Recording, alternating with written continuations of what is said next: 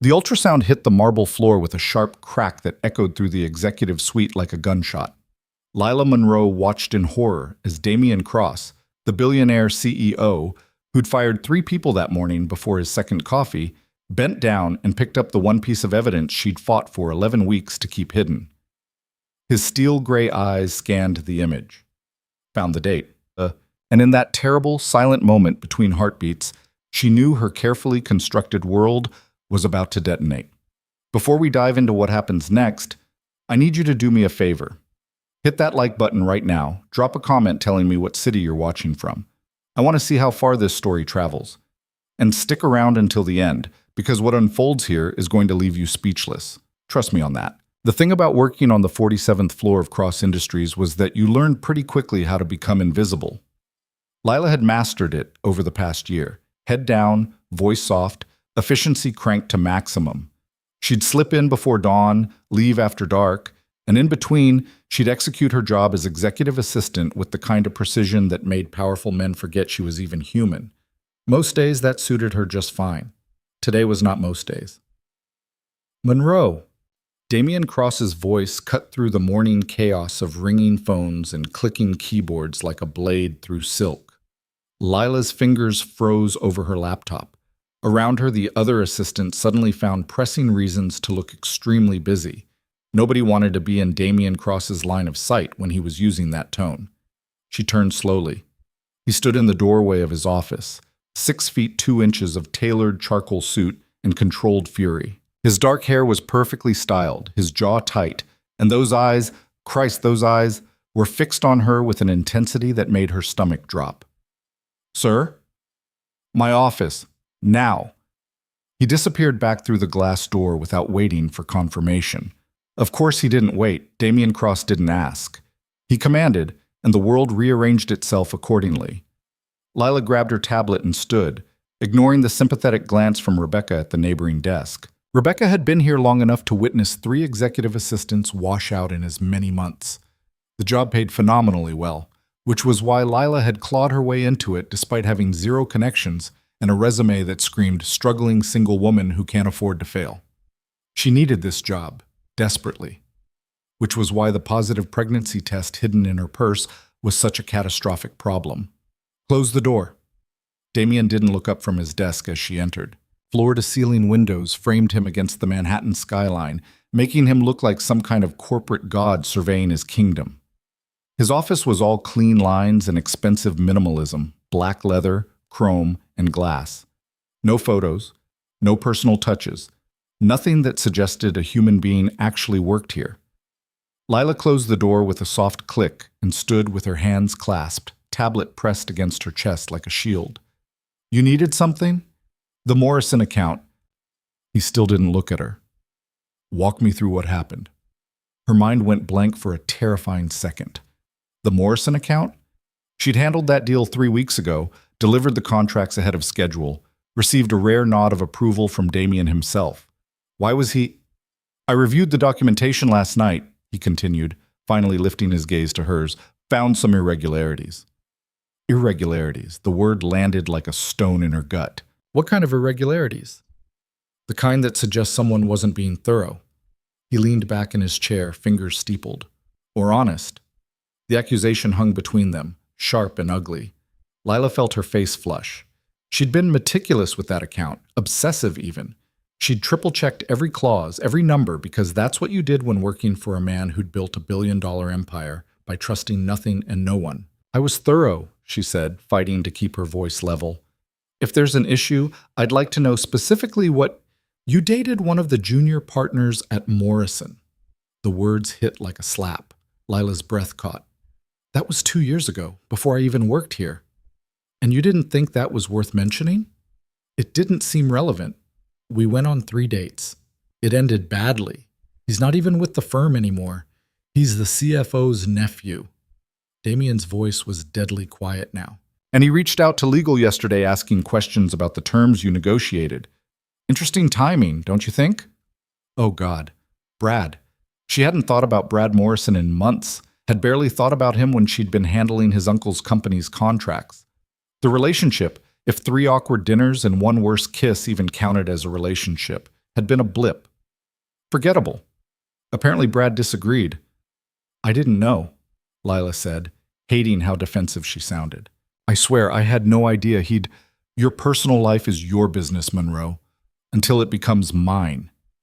Damien stood, moving around the desk with that predatory grace that made him so unnerving in negotiations. I need to know if there's anything else you haven't told me, any other conflicts of interest I should be aware of. He stopped 3 feet away, close enough that she could smell his cologne.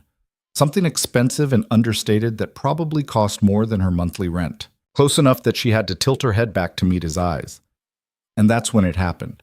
The nausea that had been lurking since she'd woken up suddenly surged with vicious intensity. Lila's vision swam. Her tablet slipped from her fingers, and she made a desperate grab for it, but her coordination was off, her hands clumsy. The tablet bounced off the edge of the desk and spilled the contents of her partially open purse across the floor.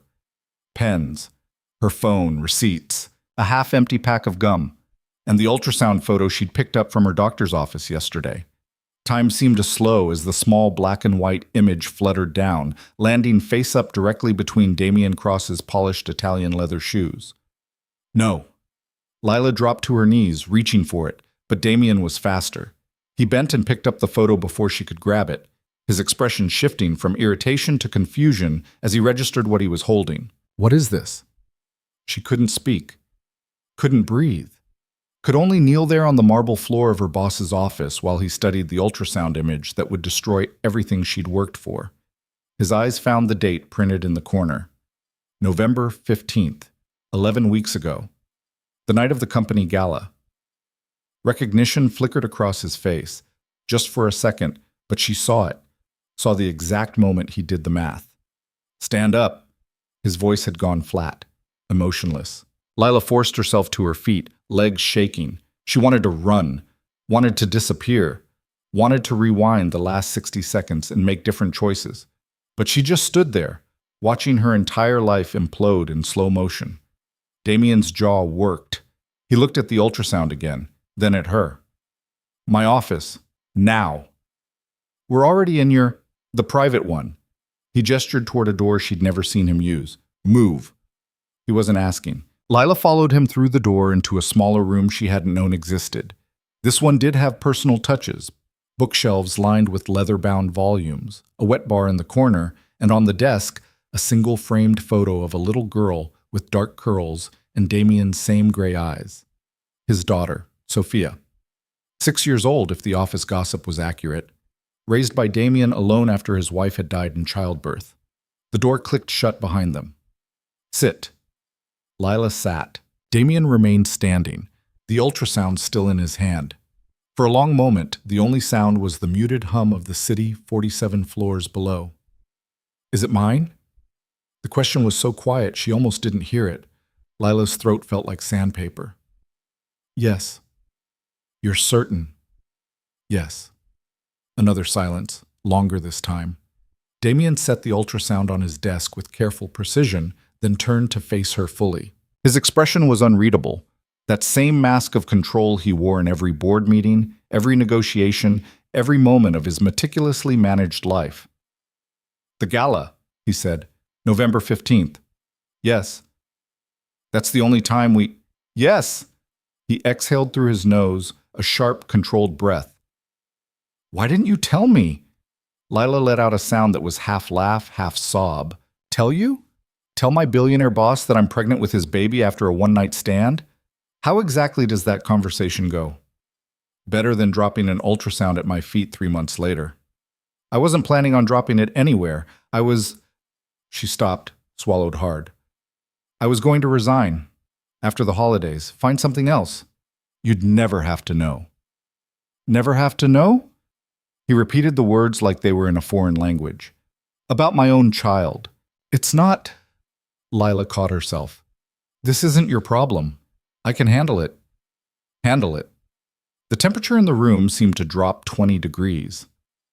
What does that mean exactly? It means I'll figure it out. I always do.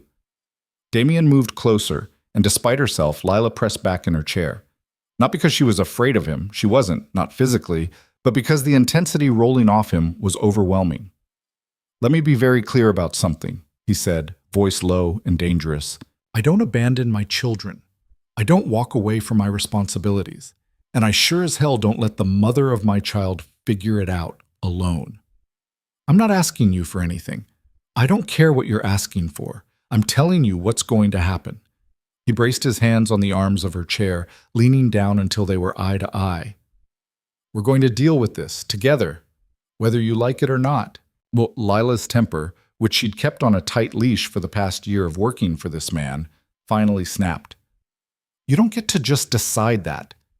You don't get to swoop in and take over because it fits your narrative or eases your conscience or whatever the hell this is. She stood abruptly, forcing him to step back. I've been taking care of myself my whole life. I don't need rescuing, especially not from someone who thinks every problem can be solved by throwing money at it or issuing commands. That's what you think this is? Something flickered in his eyes. Anger, maybe, or hurt. You think I want to rescue you? I think you want control. It's what you do. But you don't get to control this. You don't get to control me. They stared at each other, both breathing hard. Outside, the city stretched endlessly in every direction, full of people living their normal lives while Lila's reality shifted on its axis. Damien spoke first. What do you want? The question caught her off guard. What? You. Lila Monroe, what do you actually want from this situation? No one ever asked her that. In her entire 30 years, no one had ever just asked what she wanted. I want... She stopped, throat tight. I want my baby to be safe, to have a good life. I want to not lose my job and my apartment and everything I've worked for because I made one mistake. Is that what you think this is? His voice had gentled slightly. A mistake? I don't know what it is. I just know I'm terrified and tired and I can't afford to fall apart right now because if I do, there's no one to catch me. The words hung in the air between them, raw and honest in a way that made Lila want to take them back. She'd revealed too much, shown too much weakness, but Damien didn't pounce on it like she'd expected. Instead, he moved to the wet bar and poured 2 glasses of water, bringing one to her. Sit, he said again, but this time it wasn't a command. Please. Lila sat, took the water, drank because her mouth was desert dry and her hands needed something to do. Damien settled into the chair across from her, and for the first time since she'd met him, he looked uncertain, almost vulnerable. I'm going to tell you something, he said quietly, and I need you to just listen. Can you do that? She nodded. When my wife died 6 years ago, she took most of me with her. Not because I loved her, though I did in my way, but because I failed her, failed both of them. He stared down at his water glass. She had complications, preeclampsia that turned into HELLP syndrome. The doctors said we had to choose, save her or save the baby. They asked me to decide. Lila's chest tightened. I froze, couldn't make the call, and in those few seconds of hesitation, my wife made it for me. She told them to save Sophia, no matter what. His voice cracked almost imperceptibly. She died 3 hours after our daughter was born. Never even got to hold her. Damien, I swore that day that I would never fail another child, never hesitate, never let fear make me weak. He looked up, meeting her eyes. So when you ask me what I want to be there, for both of you. Not because I'm trying to control you or ease my conscience, but because I already know what it costs to fail, and I won't do it again.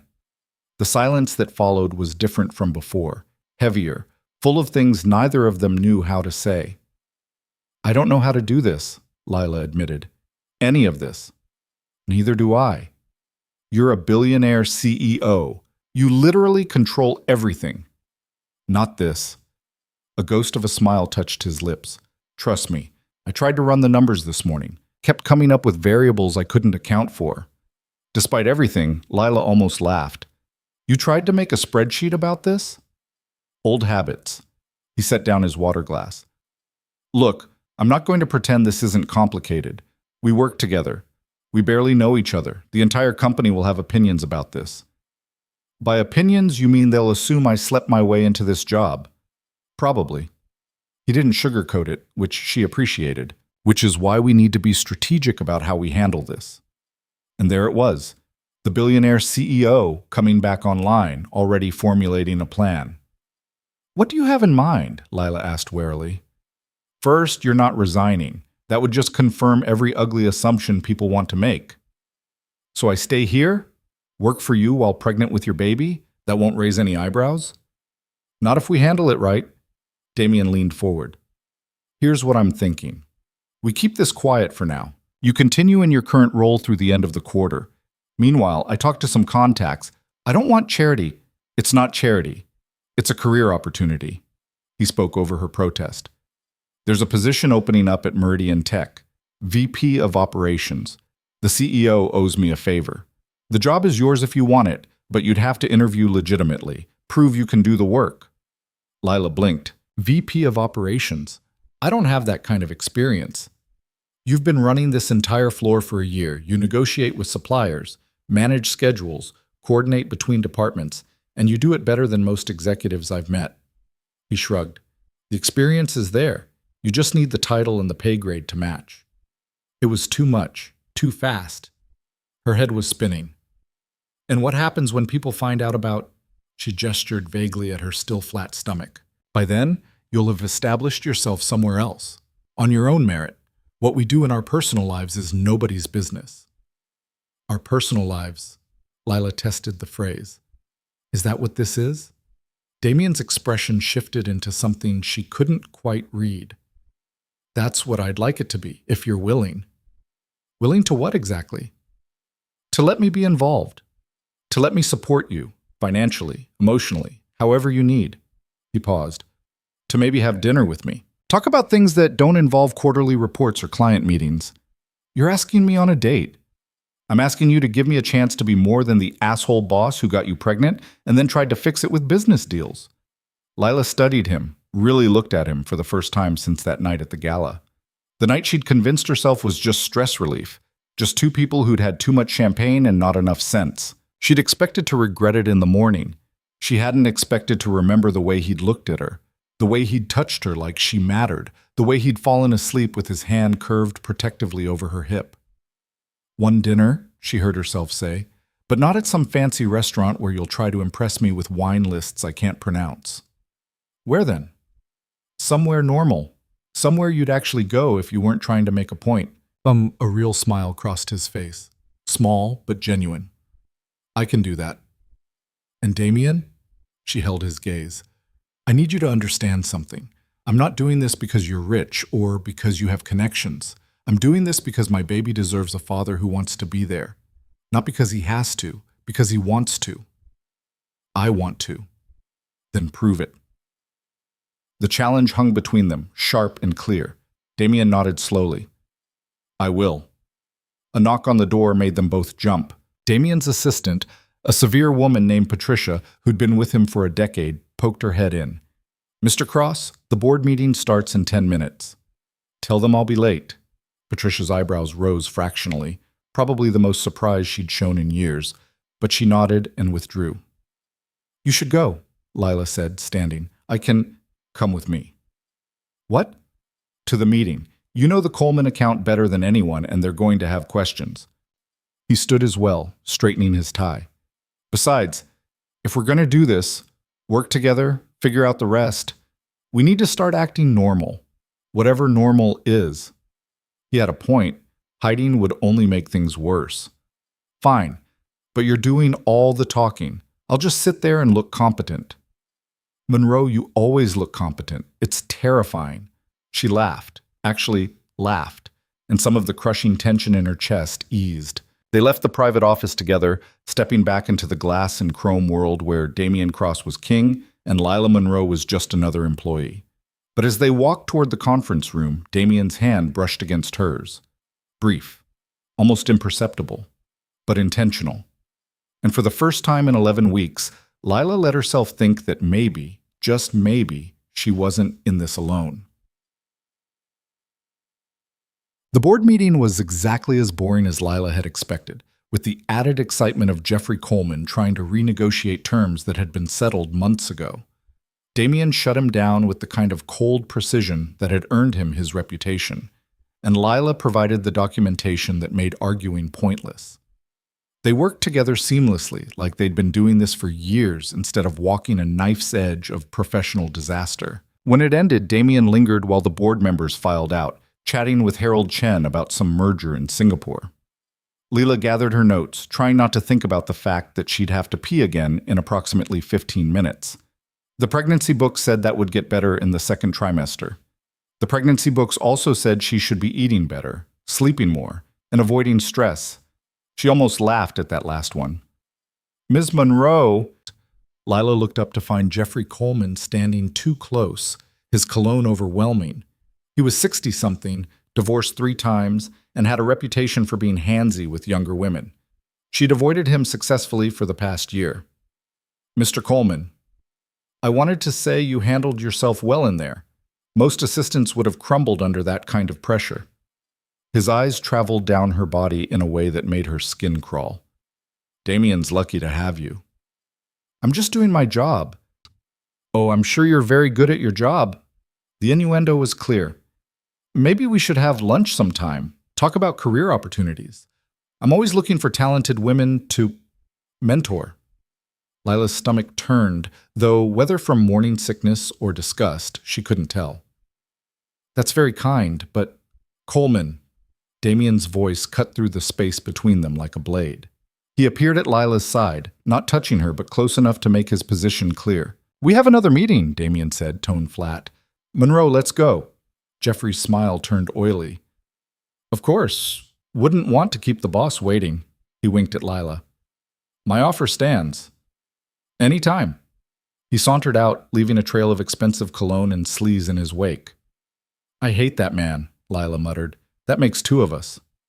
Damien watched Coleman disappear down the hallway. Has he bothered you before? Nothing I couldn't handle. That's not what I asked, Lila sighed. A couple of comments here and there. I've been avoiding him. Tell me next time. Damien's jaw was tight. I'll handle it. I can handle my own. I know you can, but you shouldn't have to. He looked at her, something fierce in his eyes. Not anymore. The words settled over her like a blanket, warm but slightly suffocating. Lila had spent so long fighting her own battles that the idea of someone else stepping in felt foreign, dangerous even, but also nice. We should get back to work, she said, instead of examining that feeling too closely. About that, Damien gestured toward the elevators. Take the rest of the day off. What? No, I have the Carmichael presentation to finish, which can wait until tomorrow. You look exhausted. Gee, thanks. I didn't mean... He stopped, rubbed his face. I'm trying to be considerate, and apparently I'm terrible at it. Apparently, but she smiled slightly. I'm fine, Damien. I don't need to be handled with kid gloves. How about regular gloves?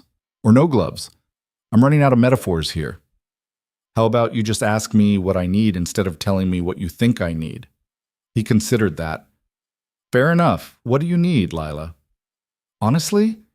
Saltine crackers and ginger ale. The nausea's been brutal today. Done. Anything else? For you to stop looking at me like I'm going to shatter. Damien's expression softened. Can't promise that, but I'll try. They stood there in the empty conference room, the afternoon sun slanting through the windows and painting everything gold. It felt suspended somehow, this moment between them, before reality came crashing back in. I should go, Lila said finally. Unless you actually do have another meeting? I lied about the meeting. Just wanted Coleman gone. Figured. She gathered her things. So, dinner. When? Tonight? That's fast. I don't see the point in waiting. Do you? Lila thought about the ultrasound image currently sitting on his desk, about the baby growing inside her, his baby, their baby, and all the impossible complications that came with it. No, she admitted. I guess I don't. 7 o'clock, I'll pick you up. You don't know where I live. Damien gave her a look. Lila, I have your HR file. I know where you live. That's not creepy at all. Would you prefer I didn't pick you up? She considered. No, 7's fine. Good. He smiled, really smiled, and it transformed his whole face. Made him look younger, almost boyish. And Lila? Wear something comfortable. I promise, no fancy restaurants. Now I'm nervous.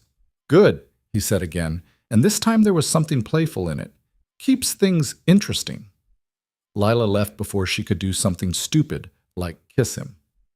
That night at the gala had been a mistake, or at least that's what she'd been telling herself for 11 weeks. A moment of weakness. Too much champagne and too little sense. But walking out of that conference room, she couldn't quite remember why she'd been so sure it was a mistake. Maybe it wasn't. Maybe it was just the beginning. Lila's apartment was a fifth-floor walk-up in Queens that smelled perpetually of Mrs. Chen's cooking from 5B and had radiators that clanked like someone was murdering pipes every night at 2 a.m. The building had character, her landlord liked to say. Lila called it cheap enough to afford on an assistant's salary, even if that salary came from a billionaire. She stood in front of her closet at 6:30, wearing only a towel and increasing panic. Wear something comfortable, Damien had said, which meant what exactly? Jeans seemed too casual for dinner with a man who probably had his suits custom-made in Italy. But a dress felt like she was trying too hard, and the last thing she needed was for him to think she was treating this like some kind of romantic opportunity instead of two people trying to figure out how to co-parent a child they'd accidentally created. Her phone buzzed, a text from Rebecca at work. "Heard you left early. You okay?" Lila stared at the message. Rebecca was nice enough, but she was also the kind of person who loved gossip more than oxygen. If Lila told her anything, even the sanitized version, it would be all over the office by Monday. Just wasn't feeling great. "I'm fine." 3 dots appeared, then disappeared, then appeared again. "Cross seemed weird after you guys met. Everything okay with the Morrison thing?" Of course Rebecca had noticed. Everyone probably noticed. Damien had a terrible poker face when he was actually feeling something, which was rare enough that people paid attention when it happened. "All sorted. See you Monday." She tossed the phone on the bed before Rebecca could ask more questions and grabbed a pair of dark jeans that fit well enough to look intentional and a sweater that was nice but not trying too hard nice. Comfortable. Normal. Like this was a totally ordinary Friday night and not the beginning of whatever complicated disaster her life was becoming. Her phone buzzed again at 6:50. Downstairs. Lila looked out her window and felt her stomach drop. Damien's car, a sleek black Mercedes that probably cost more than her entire year's salary, was idling at the curb, looking absurdly out of place between Mrs. Chen's ancient Honda and a rusted pickup truck that had been parked there since August. She grabbed her coat and bag, checked her reflection one more time, and headed down the 5 flights of stairs because the elevator had been broken for 3 weeks, and the landlord kept promising to fix it next week. Damien was leaning against the car when she emerged, looking unfairly good in dark jeans and a charcoal sweater under his coat. Not the suit. She'd never seen him in anything but a suit, and the casual clothes made him look younger, more approachable, more dangerous. "Hey," she said, suddenly awkward. "Hey." He straightened, opening the passenger door for her. "You look nice." "You look uncomfortable," he laughed. "That obvious?" "Little bit." Lila slid into the car, which smelled like leather and that cologne he wore. The interior was pristine, all smooth surfaces and expensive technology she didn't recognize. "Where are we going?" "You'll see." He closed her door and walked around to the driver's side. They pulled into traffic and Lila watched Queens slide past the window. Bodegas and laundromats, corner restaurants advertising $2 slices, people bundled against the November cold. Her world. Not his. "This is weird, right?" she said after a few blocks of silence. "This is objectively weird." "Extremely weird," Damien agreed. He glanced at her. "Want me to turn around?" "No, maybe, I don't know." Lila rubbed her face. "Sorry, I'm not usually this indecisive. You're pregnant and having dinner with your boss, who's also the father of your baby. I think indecisive is allowed." "When you say it like that, it sounds even more insane." "It is insane." He merged onto the highway. "But that doesn't mean it has to be bad." Lila studied his profile. The strong jaw, the slight crook in his nose that suggested it had been broken once. The way his hands gripped the steering wheel like he was trying to control something that kept slipping away. "Can I ask you something?" she said. "Go ahead." "That night, at the gala. Why me?" Damien was quiet for a long moment. The city lights streaked past, turning everything into motion and color. "You want the honest answer or the one that makes me sound less pathetic?" "Honest." You were the only person at that entire event who looked as miserable as I felt." He smiled slightly. "Everyone else was networking, schmoozing, playing whatever game people play at those things. But you were standing in the corner near the bar, and you had this look on your face like you'd rather be literally anywhere else." "I hate those events." "I know. You made that very clear when I offered you a drink." Lila remembered. She'd been nursing her second glass of champagne, mentally calculating how much longer she had to stay before leaving would be considered rude, when Damien Cross had appeared beside her with 2 fresh glasses and a question that had surprised her. "Having fun?" "About as much fun as a root canal," she'd said before remembering who she was talking to. He'd laughed. Actually laughed. And then he'd said something that had stuck with her. "At least root canals end eventually. These things just keep going." They talked for an hour about nothing important: terrible office coffee, the absurdity of networking events, whether pizza was acceptable for breakfast. Normal things. She'd forgotten he was her boss, forgotten he was a billionaire, forgotten everything except that she was talking to someone who actually seemed interested in what she had to say. And then he'd kissed her. Or she'd kissed him. The details got fuzzy after the 3rd glass of champagne, but the result was the same. They'd ended up in his hotel room, and she'd woken up the next morning with his arm around her waist and pure panic in her chest. She'd left before he woke up, caught a cab home. Spent the entire weekend convincing herself it meant nothing, that they'd both just pretend it never happened. Except, apparently, it had consequences. "I thought about calling you," Damien said, pulling her back to the present, "after that night, but I didn't know what to say. Hey, we should probably talk about the fact that we slept together," would have been a start. "Would you have answered?" Lila considered that. "Probably not." "That's what I figured." He took an exit she didn't recognize. "So I told myself it was better to just move on. Keep things professional." "How'd that work out?" "Well, you're pregnant and sitting in my car, so not great." Despite everything, Lila laughed. There was something freeing about acknowledging how spectacularly they'd failed at keeping things simple. They drove for another 20 minutes, leaving the city behind, until Damien pulled into the parking lot of a place called Rosy's. It was a diner, an actual chrome and neon diner that looked like it had been there since the 50s and hadn't changed much since. "This is your idea of dinner?" Lila asked. "You said somewhere normal, somewhere I'd actually go." He shut off the engine. "I come here sometimes, when I need to think, or when I need to remember that not everything in my life costs $1,000. Does Sophia like it?" Damien's expression softened at his daughter's name. "She loves it. Especially the milkshakes. Fair warning, the waitress is going to try to sell you on them. Mary doesn't take no for an answer." They went inside, and the smell of coffee and frying bacon wrapped around Lila like a hug. The place was half full, couples in booths, a group of teenagers laughing too loud in the corner, a lone man at the counter reading a newspaper like it was still 1995. Damien Cross, as I live and breathe. The waitress who appeared was 60-something with gray hair piled on her head and eyes that saw way too much. Her name tag read Mary, and she was already pulling out her order pad. "Hey, Mary." "Don't hey Mary me. You haven't been in here in 3 weeks.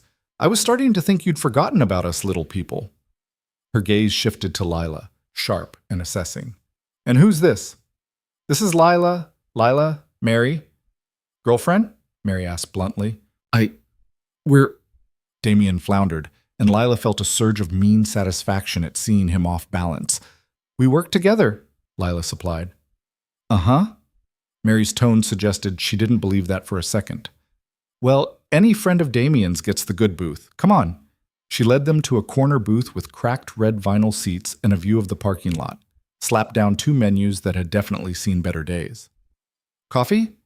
"Just water for me," Lila said quickly. The smell of coffee was making her nauseous again. Mary's eyebrows rose fractionally, but she just nodded. "Water for the lady. And you, Damien, your usual?"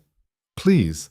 She bustled off, and Damien leaned back in the booth, looking more relaxed than Lila had ever seen him at the office. "She seems nice," Lila said. "She's terrifying. But yeah, nice too." He picked up his menu, though he clearly didn't need it. "The burger's good. So's the meatloaf, if you're into that." "At 7 p.m.? Who eats meatloaf for dinner?" "People with taste?" Lila rolled her eyes but found herself smiling. This was easier than she'd expected. sitting across from him in a diner booth, bickering about meatloaf like normal people instead of boss and employee trying to navigate an impossible situation. Mary returned with their drinks and took their orders. Burger for him, grilled cheese for her because her stomach couldn't handle anything more adventurous. And then they were alone again with nothing but the background noise of the diner and too many unspoken things between them. "So," Damien said, "we should probably talk about the actual situation." "You mean the baby?" "Yeah, that." Lila took a sip of water. "What do you want to know?" "Everything. When you found out. How you've been feeling. What the doctor said." He paused. "If you've been scared." The last question landed differently than the others. Softer. More personal. "Terrified," Lila admitted. "I've been absolutely terrified." "Of what?" "All of it. The pregnancy. The birth. Raising a kid alone. Losing my job. Not being able to afford rent." The words spilled out faster now. "I grew up with nothing, Damien. My mom worked 3 jobs and we still couldn't make ends meet. I swore I'd never end up like that. Never put a kid through what I went through. And now I'm going to be a single mother working God knows where, and I can't—" She stopped, realizing she was shaking. Damien reached across the table and took her hand. His palm was warm, solid, real. "You're not going to be alone," he said quietly. "I meant what I said this morning. I'm in this, completely." "You say that now, E. I say it because it's true." His grip tightened slightly. "Look, I know you don't know me that well. You know the CEO version, the guy who fires people before breakfast and runs meetings like military operations. But that's not all I am." "Then who are you?" He was quiet for a moment, his thumb moving absently over her knuckles. "I'm someone who knows what it's like to fail the people who needed me most," he said finally. "And I'm someone who refuses to do it again." "Your wife?" "Caroline." He said her name carefully, like it might break. "We were young when we met. I was 24, just starting out, working 80-hour weeks trying to build something. She was patient about it. Said she understood. But I don't think she did. Not really." "You work too much," Lila guessed. "I work constantly. Missed dinners, anniversaries, the first ultrasound appointment." His jaw tightened. "When she got pregnant, I told myself I'd change. Be more present. But I didn't. I just kept pushing. Kept telling myself I was building a future for our family while missing the actual family I was supposed to be building." Mary appeared with their food, set it down with surprising gentleness given how she'd been earlier, and left without a word. Damien didn't touch his burger. "The night she went into labor, I was in Tokyo. Closed a deal that would eventually make Cross Industries what it is today. Biggest achievement of my career." He smiled bitterly. "I didn't make it back in time. Didn't get to hold her hand. Didn't get to tell her I was sorry for every time I chose work over her." "Damien, I got back 18 hours later. She was already gone. And Sophia was this tiny, screaming thing in the NICU, and I remember thinking that I had no idea how to do this, how to be enough for her when I'd failed her mother so completely." Lila's throat was tight. "But you did. You raised her." "I'm trying to." He finally looked up and his eyes were haunted. "But every day I wonder if I'm screwing it up. If I'm too cold, too distant, if she'll grow up and realize her dad was more interested in quarterly reports than bedtime stories." "Is that why you work from home 2 days a week?" Lila asked. "Patricia mentioned it once. Said you never used to, but now you do." "Sophia's in school 5 days, but those 2 days, I pick her up. We have dinner together. She tells me about her day, and I try to understand why playground drama is apparently life or death important." A real smile crossed his face. "Last week she came home crying because Emma G said Emma K was her new best friend, and Emma L took Emma K's side, and I spent an hour trying to figure out which Emma was which." Lila laughed despite herself. "Sounds exhausting." "It is, but it's also the best part of my week." His expression sobered. "That's what I want you to understand. I'm not trying to take over your life or control this situation. I'm just asking for a chance to not screw up twice." The honesty in his voice was almost painful. Lila had spent so long thinking of Damien Cross as this untouchable figure, brilliant, powerful, utterly self-contained. But sitting across from him now, watching him pick at his burger while talking about playground politics and dead wives, she saw someone different, Someone human. Someone scared. Someone a lot like her. Okay, she said. Okay? Okay, you get a chance. We do this together. Figure it out as we go. She paused. But I need you to promise me something. Anything. Don't make promises you can't keep. Don't tell me you'll be there and then disappear when work gets busy or it gets hard or you realize this is way more complicated than you thought. She met his eyes. Because I can handle a lot of things, but I can't handle someone who makes me believe I'm not alone and then proves I was better off by myself. Damien set down his burger, giving her his full attention. I promise I will screw up, he said seriously. I'll probably miss appointments or say the wrong thing or make decisions you hate, but I also promise I won't disappear even when it's hard, especially when it's hard. How do I know you mean it? You don't. Not yet. He shrugged. But I'm asking you to give me time to prove it. It wasn't a perfect answer, but it was honest, which was more than most people offered. Eat your burger, Lila said. It's getting cold. They ate in silence for a few minutes, the comfortable kind that came when words had been said and didn't need to be repeated. Lila's grilled cheese was exactly what her stomach needed. Simple, warm, not trying to be anything fancy. Can I ask you something now? Damien said. Fair's fair? That night? Did you regret it? Lila considered lying. It would be easier, but they were past easy now. I thought I did, she said slowly. The next morning, I was horrified. Thought I'd ruined everything, crossed a line I couldn't uncross. Spent 2 weeks convinced you'd fire me. I wouldn't have. I know that now, but then, I didn't know anything except that I'd slept with my boss and probably destroyed my career. But you don't think that anymore? I think it's more complicated than regret. She picked at her sandwich. I think we made a choice that had consequences neither of us expected. And now we're dealing with those consequences. That's not the same as regret. Do you wish it hadn't happened? The question hung between them, heavier than it should be. Sometimes, Lila admitted, when I'm throwing up at 3 a.m. or panicking about money or imagining all the ways this could go wrong, yeah, I wish it hadn't happened. Damien's expression shuddered slightly. But other times, she continued, when I think about the fact that I'm going to have a baby, someone who's half me and half you, I can't quite manage to wish it away. Does that make sense? Yeah, he said quietly. It does. They finished eating while Mary bustled around, refilling coffee cups and chatting with the regulars. The teenagers in the corner left, and a couple came in, holding hands and looking at each other like they were the only two people in the world. Lila wondered if she and Damien would ever look at each other like that. If this thing between them could ever be something beyond two people bound together by biology and responsibility. I should tell you about the job offer, Damien said, pulling her from her thoughts. At Meridian. You were serious about that? Completely. I talked to Marcus Chen this afternoon. He's the CEO. Told him I had someone exceptional who was looking for a bigger opportunity. You didn't mention that you're pregnant? No. That's your information to share when and if you choose. He finished his burger. The interview is Monday if you want it, but if you don't, that's fine too. This isn't conditional on you taking the job. What is it conditional on? Nothing. That's the point. Damien met her eyes.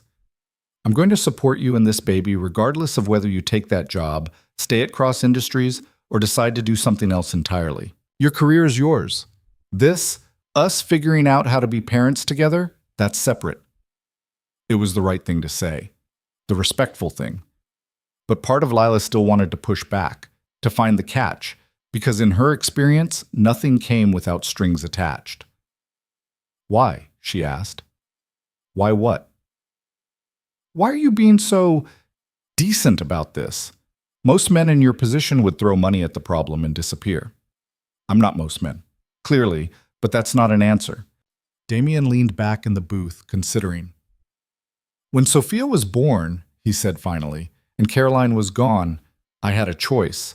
I could hire the best nannies money could buy, set up trust funds, make sure she had every material thing she could ever need, and basically purchase my way out of actually being a father. But you didn't. No, because I realized that all the money in the world wouldn't matter if she grew up without a parent who actually gave a damn, who showed up, who tried. He paused. I'm not perfect at it. Some days I'm terrible at it, but I show up. And I'm going to show up for this baby too. For you too, if you'll let me. Mary returned with the check, which Damien paid despite Lila's half-hearted protest. As they stood to leave, Mary caught Lila's arm. You seem like a smart girl, she said quietly, too low for Damien to hear. So I'm going to tell you something. That man right there, he's one of the good ones. Doesn't happen often, so when you find it, you hold on. Lila didn't know what to say to that, so she just nodded. They drove back toward the city in comfortable silence, the radio playing something soft and forgettable. Lila watched the lights blur past and thought about everything that had been said and everything that hadn't. I'll do the interview, she said suddenly. Damien glanced at her. You sure?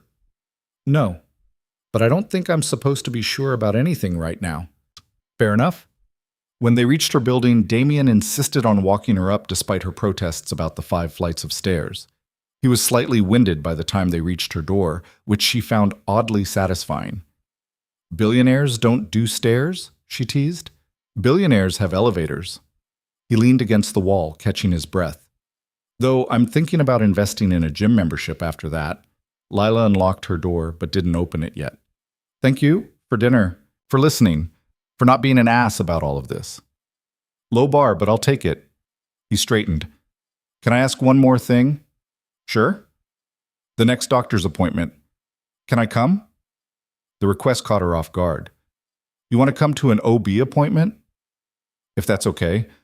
I missed all of Caroline's. I don't want to miss yours. There was something in his voice, vulnerability maybe, or hope, that made it impossible to say no. It's Tuesday at 2, she heard herself say.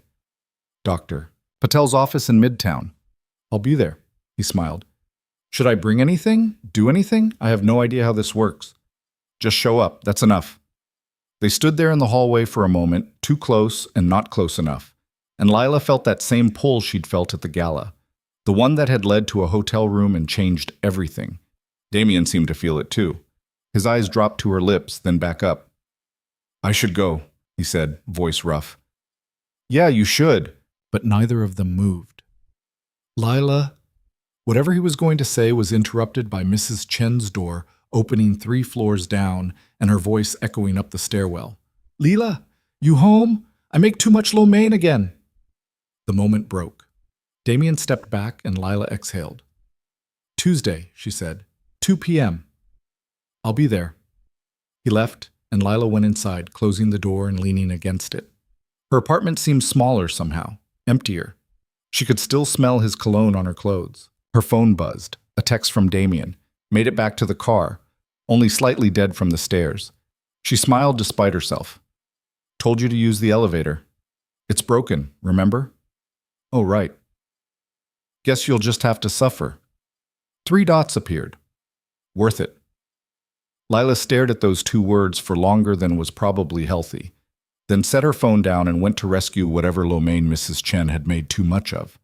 Tuesday couldn't come fast enough, or maybe it could come a lot slower. She honestly didn't know which she preferred anymore. The weekend passed in a blur of overthinking and Mrs. Chen's endless supply of home-cooked food. By Monday morning, Lila was equal parts nervous about the interview at Meridian Tech and desperate to focus on something that wasn't the growing list of impossible questions in her head. She wore her best suit, navy blue, tailored enough to look professional without screaming that she'd spent 3 months' rent on it, and took the subway to Meridian's offices in Lower Manhattan. The building was newer than Cross Industries, all glass and steel, with an open lobby that tried too hard to look innovative. Marcus Chen's assistant met her at reception.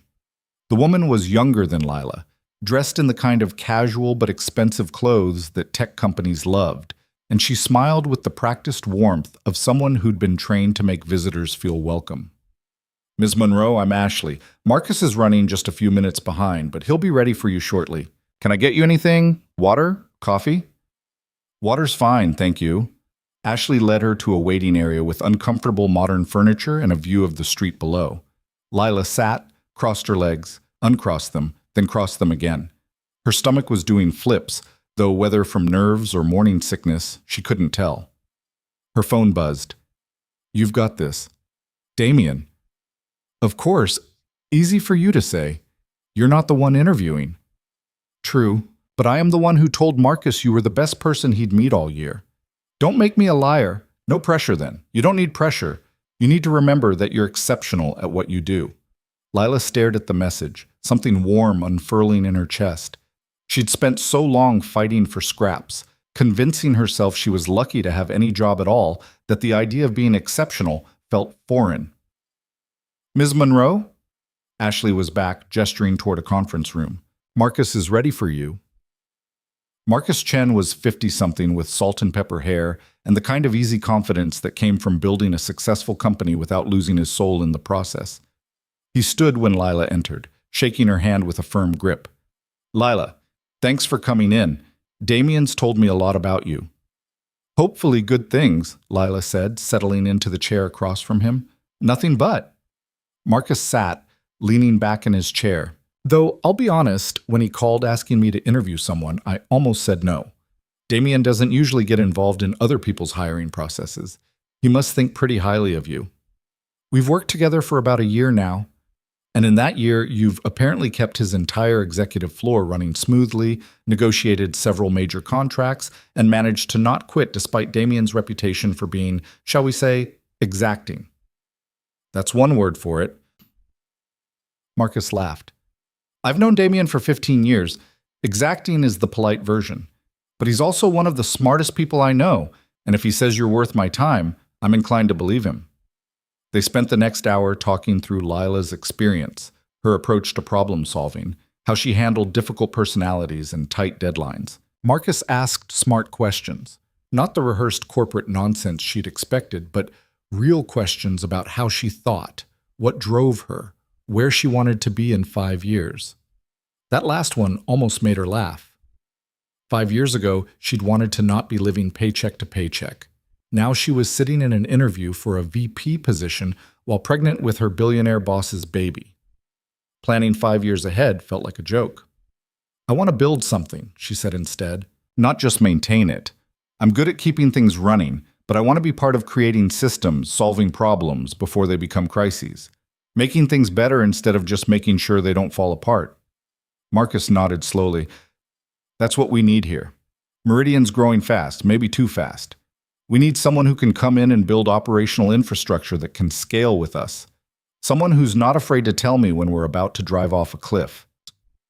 I'm very good at telling people when they're about to drive off cliffs. Damien mentioned that too. Marcus smiled. Look, I'm going to be straight with you. This job is going to be intense, long hours, especially in the first 6 months while you're getting systems in place. The team is young, hungry, and sometimes thinks they're smarter than they are. You'd be coming in as the adult in the room, and not everyone's going to like that.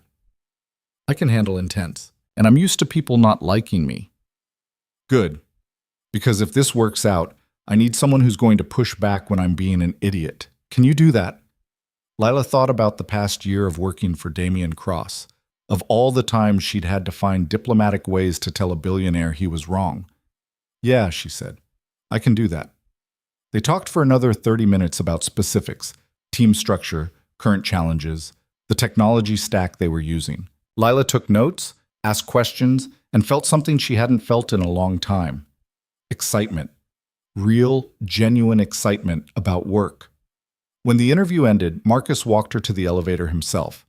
I've got 2 more candidates to see this week, but between you and me, they're formalities. The job's yours if you want it. He extended his hand. I'll send over an official offer by Wednesday. Take some time to think about it. I don't need time, Lila heard herself say. Yes, I want it. Marcus's smile widened. Excellent. Welcome to Meridian, Lila. She floated out of the building in a daze, barely registering the cold November air or the crowds of people rushing past. By the time she made it to the subway, her phone was already buzzing with a call from Damien. Well? You told him to offer me the job, didn't you? I told him to interview you. What happened after that was all you. A pause. So? How'd it go? I got it. I actually got it. Lila laughed, the sound slightly unhinged even to her own ears. VP of Operations. I'm going to be a VP, Damien. I told you. His voice was warm, pleased. Congratulations. I can't believe this is real. Believe it. You earned it. Lila leaned against the subway platform wall, letting the reality sink in.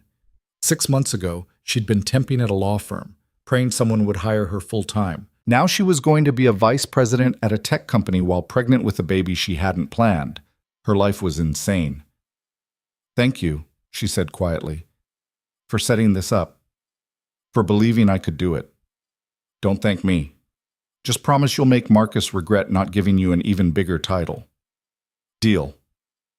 They talked for a few more minutes before Damien had to jump on a call with Tokyo. Lila hung up and took the train back to Queens, watching the city blur past and trying to process everything that had happened in the span of a week. She was still processing when she got home and found a package waiting outside her door. No return address, but her name was written in neat black marker on the plain brown box. Inside were 3 things: a bottle of prenatal vitamins, a package of ginger candies, and a note in handwriting she recognized from the few times she'd seen Damien write things by hand.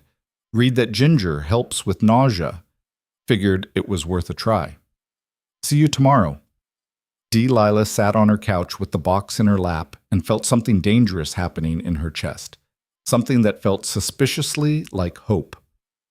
Tuesday afternoon found her in Dr. Patel's waiting room, flipping through a magazine she wasn't reading while trying not to think about the fact that Damien was supposed to meet her here in 10 minutes. What if he didn't show up? What if something came up at work, some crisis that needed his attention more than a routine doctor's appointment? What if he'd had time to think about everything and decided it was too much, too complicated, too... The waiting room door opened. Damien walked in wearing a suit but no tie, his hair slightly disheveled like he'd been running his hands through it. He spotted her immediately, and the tension in his shoulders eased. "Sorry I'm late. Meeting ran over." "You're not late. I'm early." He sat beside her, close enough that their shoulders almost touched. "How are you feeling?" "Nervous." "Me too." That admission surprised her. "Why are you nervous?" "Because I have no idea what to expect, and because..." He trailed off, looking uncomfortable. "Because what?" "Because this makes it real. More real than the ultrasound or the conversation or any of it." His voice was quiet. "We're going to see our baby, hear the heartbeat, and after that, I don't think I'll be able to pretend this is anything other than the most important thing that's ever happened to me." Lila's throat tightened. Before she could respond, a nurse called her name, Doctor. Patel was a woman in her 40s with kind eyes and a no-nonsense manner that Lila appreciated. She shook Damien's hand when Lila introduced him as the baby's father, and if she had any thoughts about their situation, she kept them to herself. "All right, Lila, let's take a look." Dr. Patel set up the ultrasound machine. "This will be cold." The gel hit Lila's stomach, and she flinched. Damien's hand found hers, his grip tight. "Doctor." Patel moved the wand, eyes on the screen, and for a few terrifying seconds, there was nothing but static and shadows. Lila's heart hammered against her ribs. Then Dr. Patel smiled. "There we are." The sound filled the room, fast, rhythmic, like a tiny drum racing ahead of itself. "That's the heartbeat," Dr. Patel said. "Strong and healthy." Lila stared at the screen, at the small shape that barely looked like anything recognizable, and felt tears prick her eyes. Beside her, Damien had gone very still. "Everything looks good," Dr. Patel continued, moving the wand slightly. "Development is right on track for 12 weeks. You should start feeling better soon as you move into the 2nd trimester." She kept talking, pointing out details on the screen, explaining what to expect in the coming weeks. But Lila barely heard her. She was too focused on that sound, that impossible, beautiful sound of a life that hadn't existed 3 months ago. "Wait, Doctor." Patel's voice changed, became more focused. She moved the wand again, adjusted something on the screen. Lila's stomach dropped. "What? What's wrong?" "Nothing's wrong." Dr. Patel's expression was unreadable. "But I'm seeing something interesting here." She adjusted the screen angle, and Lila watched her eyes move back and forth like she was confirming something. "See this here?" Dr. Patel pointed to the screen. "And this here?" 2 shapes. 2 distinct shapes where there should have been one. "I don't understand," Lila said. "You're having twins." The words landed like a bomb in the small exam room. Lila's brain stuttered to a halt. Twins. 2 babies. Not one impossible situation, but 2. Are you sure? Damien's voice sounded strangled. Absolutely sure, see? 2 separate heartbeats, 2 separate sacs. Fraternal twins, looks like. Dr. Patel smiled. Congratulations. You're going to have your hands full. Lila couldn't breathe. The room felt too small, too hot, too everything. Twins. How was she supposed to handle twins? She could barely wrap her head around one baby, and now there were 2? She sat up abruptly, pulling her shirt down. I need a minute. Of course. Take your time. Dr. Patel handed her tissues, then diplomatically excused herself to give them privacy. The moment the door closed, Lila started laughing. Hysterical, unhinged laughter that quickly turned into sobs. Hey, hey! Damien was there, kneeling in front of her, hands on her knees. Breathe, just breathe. Twins, Damien, twins. How am I supposed to? She couldn't finish the sentence, couldn't articulate the overwhelming panic surging through her. We'll figure it out. How? How are we going to figure out 2 babies? I don't. She was spiraling. She knew she was spiraling, but she couldn't stop. All her carefully constructed plans were disintegrating. The small apartment that might have worked for 1 baby would never fit 2. The savings she'd been desperately trying to build would disappear twice as fast. Everything was twice as impossible now. Lila, look at me. She forced herself to meet his eyes. We're going to figure it out, he said again, slower this time. Together. I know this is scary. Trust me, I'm scared too, but we're not doing this alone. You keep saying that, but what? You don't believe me? His jaw tightened. What do I have to do to prove I'm not going anywhere? I don't know. I don't know what I believe right now because everything is happening too fast and I can't. She pressed her hands to her face. I need time. I need to think. Damien stood, running a hand through his hair in frustration. Fine. Take time. Think. But while you're thinking, remember that I'm still going to be here. Whether it's 1 baby or 2 or 10, I'm still going to be here. You can't promise that. Yes, I can. And I am. He grabbed his coat. I'm going to give you space because that's what you asked for. But I'll be at your apartment tonight at 7 with dinner. And we're going to talk about this like adults instead of you assuming I'm going to bail at the first sign of things getting complicated. He left before she could respond, the door clicking shut behind him with devastating finality. Lila sat alone in the exam room, staring at the ultrasound machine's blank screen, and wondered how everything had gone from impossible to catastrophic in the span of 5 minutes. By the time she made it home, she'd cried twice on the subway, and once in the bodega when Mr. Martinez asked if she was okay. And she couldn't figure out how to answer. Her apartment felt like a trap when she walked in. Too small, too shabby, too completely inadequate for the life she was supposed to be building. She sat on her couch and pulled out her phone, scrolling through pregnancy forums she'd been lurking on for weeks. Found a thread about unexpected twins. Read horror stories about double the diapers, double the sleepless nights, double the everything. Then she found a comment that stopped her scrolling. Yeah, it's terrifying. But it's also kind of amazing, like your kid automatically gets a best friend built in. And watching them figure out they're not alone in the world, that there's someone who's been with them since before they even knew what alone meant. That's something special. Lila read it 3 times, then closed her phone and let herself cry properly. Not panicked crying this time, but the kind of crying that came from release, from letting go of the control she'd been clutching so desperately. She was still crying when someone knocked on her door at exactly 7 p.m. Damien stood in the hallway holding bags from the Thai place 2 blocks over and looking uncertain in a way she'd never seen him look. I brought pad Thai, he said, and those spring rolls you mentioned liking, and mango sticky rice because I figured you could use dessert. Lila stepped aside to let him in. He set the food on her tiny kitchen counter, moving carefully in the cramped space like he was afraid of breaking something. Neither of them spoke for a long moment. I'm sorry, Lila said finally, for freaking out, for assuming you'd leave, for being a mess. You're allowed to be a mess. You just found out you're having twins. We found out we're having twins. Yeah, Damien smiled slightly. We did. He started unpacking the food, and Lila moved to help him, their movements awkward in the small kitchen. She didn't have real plates, just the mismatched set she'd accumulated from thrift stores, and she felt a flash of embarrassment as she set them out. "This is nothing like your place, is it?" she said. "My place is cold and empty most of the time. This—" He gestured around the apartment. "This feels like someone actually lives here." They ate sitting on her couch because her kitchen table was currently holding a broken lamp she'd been meaning to fix for 3 months. The pad thai was good, and the spring rolls were better, and for a few minutes they just existed in companionable silence. "I've been thinking," Damien said eventually, "about what happens next.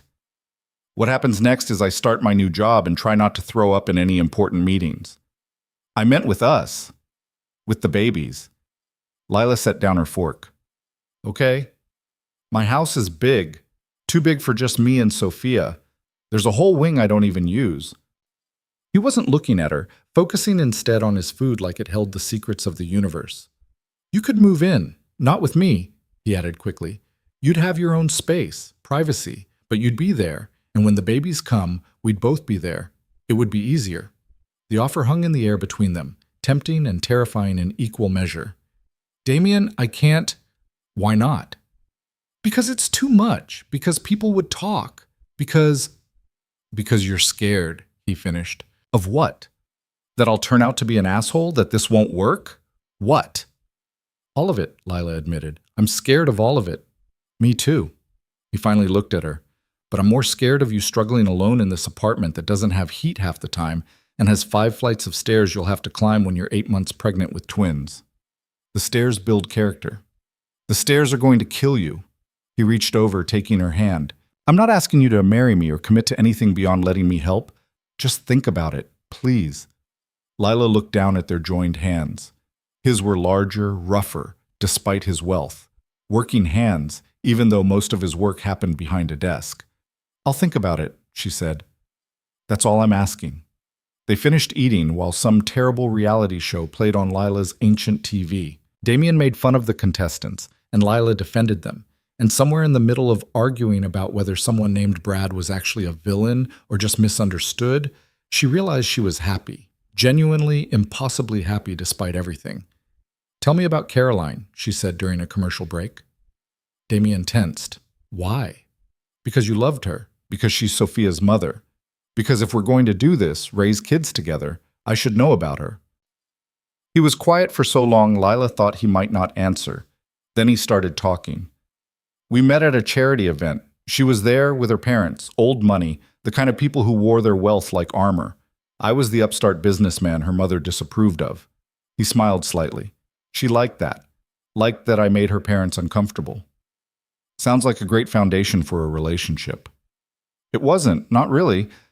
We got married because it's what people did, because we looked good together on paper." He stared at the TV without seeing it. "I think we could have been happy if I'd been different, if I'd been capable of being the husband she needed instead of the one I was." "What kind of husband were you?" "Absent, obsessed with building something instead of appreciating what I already had." His voice went rough. "She used to leave me notes. Little things, like movie tonight or dinner at 7. And I'd find them 3 days later when I finally came home long enough to check the mail." That must have hurt her. It killed her. The words were blunt, brutal. Not literally, but it killed what we could have been. By the time she got pregnant, we were more like roommates than spouses. And I told myself I'd fix it after the baby came. After I closed one more deal, landed one more client, after. But after never came. No, it didn't. Damien rubbed his face. "I don't talk about her much. It's easier not to. But Sophia asks sometimes, wants to know what her mother was like. And I tell her the good parts. The way Caroline laughed at terrible jokes, how she loved old movies, the fact that she played piano even though she was terrible at it." "Does Sophia remember her at all?" "No, she was too young." He looked at Lila.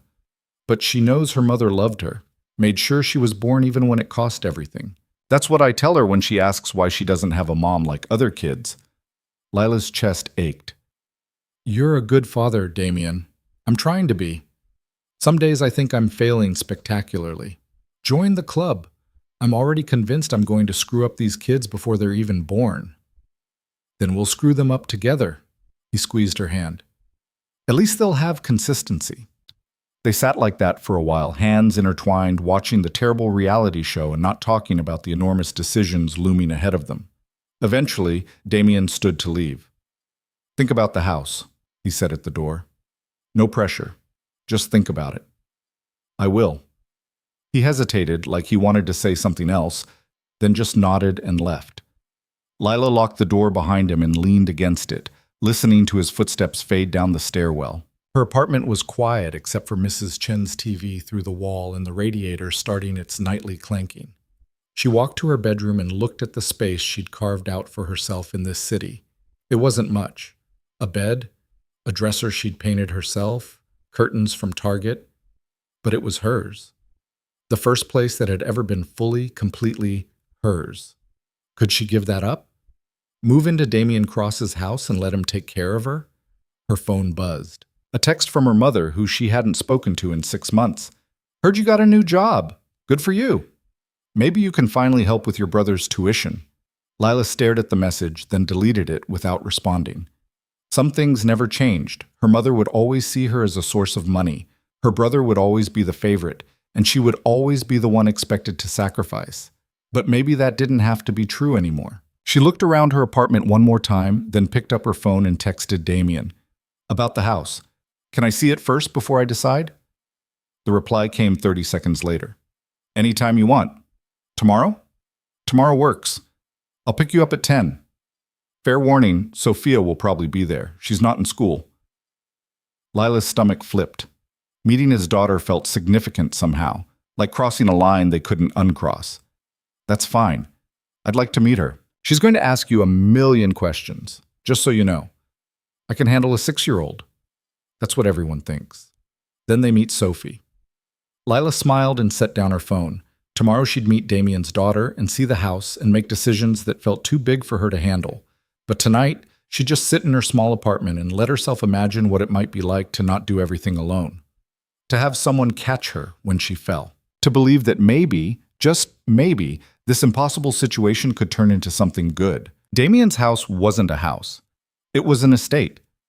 Lila stared through the car window as they pulled through iron gates that opened automatically, past manicured lawns and trees that probably cost more than her entire annual salary. The main building was stone and glass, modern but somehow timeless, the kind of place that appeared in architecture magazines under headlines like understated elegance or contemporary luxury. You live here, she said flatly. I know it's a lot. A lot? Damien, this place has a gate, an actual gate with a security code. For safety, Sophia's safety mostly, he pulled into a circular driveway. It's not as pretentious inside, I promise. That's a really low bar you're setting. He parked and came around to open her door, which still felt weird even after he'd done it 3 times now. Lila climbed out, her sneakers crunching on gravel that was probably imported from some exclusive quarry in France or whatever rich people did with their driveways. The front door opened before they reached it, and a woman in her 60s appeared. She wore casual clothes, jeans, and a sweater, but carried herself with the kind of quiet authority that suggested she ran this place with military precision. Lila, this is Margaret. She helps manage the house and keeps me from burning down the kitchen. Damien smiled at the older woman. Margaret, this is Lila Monroe. A pleasure, dear. Margaret's handshake was firm, her eyes assessing but not unkind. Mr. Cross mentioned you might be visiting. Can I get you anything? Tea? Coffee? Just water would be great, thank you.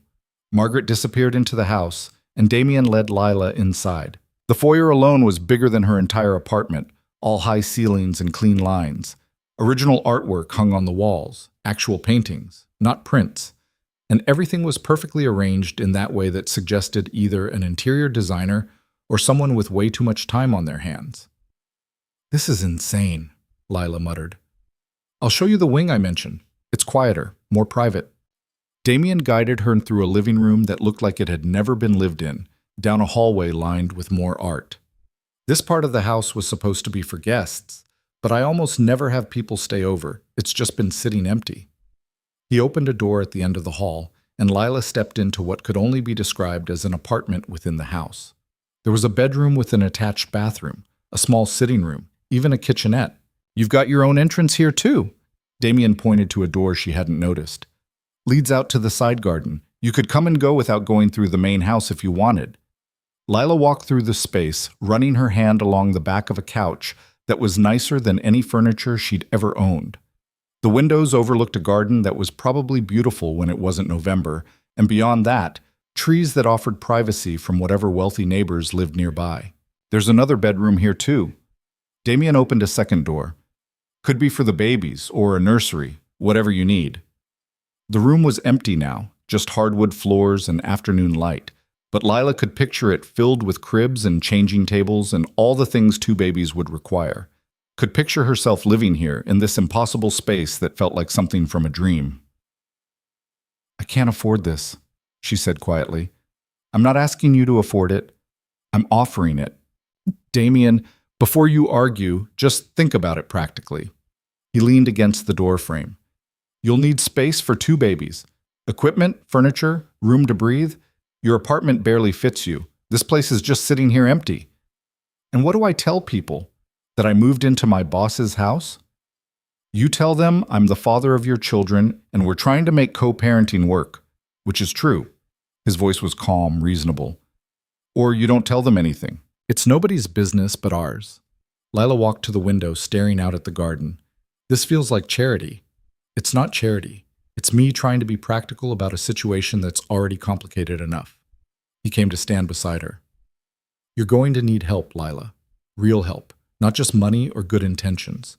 Actual physical presence when you're up at 3 a.m. with two screaming infants and you can't remember the last time you slept. And you're going to be that help? I'm going to try. And it'll be a lot easier if we're under the same roof instead of you in Queens and me out here. He had a point. Multiple points, actually, but accepting felt like admitting she couldn't do this alone, and Lila had been doing things alone for so long that she didn't know how to be any other way. Can I think about it? She asked. For real this time? Not just saying I'll think about it to end the conversation? Of course. Damien checked his watch. Sophie should be finishing her piano lesson soon. Want to meet her? Lila's stomach clenched. Now? Unless you'd rather wait. No, She took a breath. Now is fine. I'm just nervous. Don't be. She's 6. The worst she can do is ask you uncomfortable questions and judge your taste in cartoons. That's supposed to make me feel better? Not really, no. They walked back through the house to what Damien called the music room, though Lila would have called it a full concert hall. A grand piano sat in the center, and at it sat a small girl with dark curls and her father's gray eyes, concentrating fiercely on the keys while an older woman in a cardigan offered gentle corrections. That's it, Sophia. Nice and steady on the tempo. The girl, Sophie, played a few more measures before noticing them in the doorway. Her face lit up when she saw Damien. Daddy! She abandoned the piano and ran to him, and Damien scooped her up like she weighed nothing. Hey, princess. How's the lesson going? Mrs. Patterson says I'm getting better at the hard parts. Sophie beamed, then noticed Lila. Who's that? This is Lila. She's a friend of mine. Damien set Sophie down. Lila, this is my daughter Sophia. You can call me Sophie. Only Mrs. Patterson calls me Sophia when I'm in trouble. The girl studied Lila with unsettling intensity. Are you Daddy's girlfriend? Lila floundered. We work together, Damien said smoothly. And we're friends. Oh. Sophie looked disappointed. Emma Kay says her dad got a girlfriend and now she has to share her room with a baby. I don't want to share my room. You won't have to share your room, Damien assured her. I promise. Mrs. Patterson gathered her things and excused herself, leaving the three of them in the music room. Sophie climbed back onto the piano bench and patted the space beside her. Do you play piano? She asked Lila. Not really. I took lessons when I was little, but I wasn't very good. I'm not very good either, but Daddy says if I practice, I'll get better. Sophie started picking out a simple melody. Do you like music? Sure. Who doesn't like music? Emma L. doesn't. She says piano is boring, but Emma L. is wrong about a lot of things. Sophie played a few more notes. Daddy says you're really smart. Are you? Lila glanced at Damien, who looked amused. I don't know. I try to be. What's 200 plus 300? 500. What's 500 plus 1,000? 1,500. Sophie's eyes widened. You are smart. Emma G can't even do math without counting on her fingers. Math gets easier with practice, like piano. Everything's practice. Sophie sighed dramatically.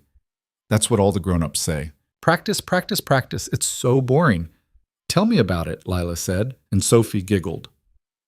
They spent the next 20 minutes with Sophie, alternating between playing piano, asking Lila increasingly random questions, and providing detailed updates on the complex social dynamics of first grade. Lila learned more about the various Emmas than she ever needed to know, heard about Sophie's best friend Marcus, who apparently ate paste, and discovered that 6-year-olds had very strong opinions about which Disney princess was superior. Damien watched them with an expression Lila couldn't quite read, something soft and almost hopeful. Eventually, Margaret appeared to collect Sophie for lunch. The girl hugged her father, then surprised Lila by hugging her too. I like you, Sophie announced. You should come over more. We'll see, Lila said, throat suddenly tight. After Sophie left, Damien led Lila to a den that actually looked lived in, comfortable furniture, books scattered around, a forgotten tablet on the coffee table. She liked you, he said. She's 6. She likes everyone. No, she doesn't. She told her grandmother's new boyfriend that he had stupid hair and shouldn't come back. Damien smiled. Sophie's pretty good at reading people. Great. No pressure then. I'm not trying to pressure you. He stopped, ran a hand through his hair. I want this to work, Lila. All of it. You living here, us figuring out how to parent together, Sophie getting used to the idea of siblings. I want it to work so badly it scares me. The honesty in his voice caught her off guard. Lila sank onto the couch, and Damien sat beside her, close, but not touching. What if it doesn't work? She asked quietly. What if we try this and it's a disaster? Then it's a disaster and we figure out plan B, but at least we tried. I'm not used to people sticking around when things get hard. I know. He turned to face her. But I'm not people, I'm me, and I'm asking you to give me a chance to prove that. Lila looked at him, really looked at him.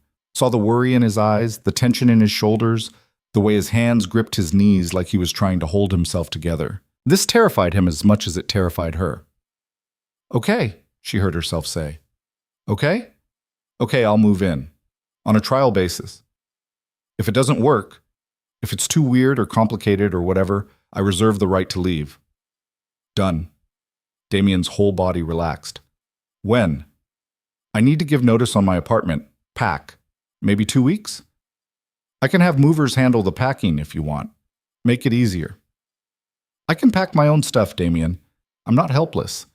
I know you're not. I'm just trying to help. I know, and I appreciate it. But let me do this part myself, okay? She softened her tone. I need to feel like I'm contributing something instead of just letting you fix everything. He nodded. Fair enough. But if you change your mind about the movers, the offer stands. They sat in comfortable silence for a moment, the weight of the decision settling over both of them. Lila thought about her apartment in Queens, about Mrs. Chen and the broken elevator and the radiator that clanked. Thought about leaving the first place that had ever been truly hers. But she also thought about waking up at 3 a.m. with twins and no help. About trying to navigate 2 babies in a 5th-floor walk-up. About doing everything alone because she was too proud to accept help when it was offered. I'm scared, she admitted. Me too. What if I'm a terrible mother? You won't be. You don't know that. I know you're asking the question, which already makes you better than half the parents out there. Damien shifted closer. And I know you care enough to be scared. That counts for something. Lila leaned back against the couch, exhausted suddenly. The past week had been a marathon of impossible decisions and life-changing revelations, and she was running on fumes. When do I start at Meridian, she asked. January 2nd. Gives you the holidays to transition out of Cross Industries and take a break before jumping into the new role. A break, right? Because I'll have so much free time preparing to move and dealing with first trimester exhaustion and figuring out how to tell my mother I'm pregnant. You haven't told your mother? We're not close. She's going to have opinions, none of them good. Lila closed her eyes. She'll probably ask if you're going to marry me. Make sure the babies have legitimacy or whatever outdated concept she's clinging to. Would that be so terrible?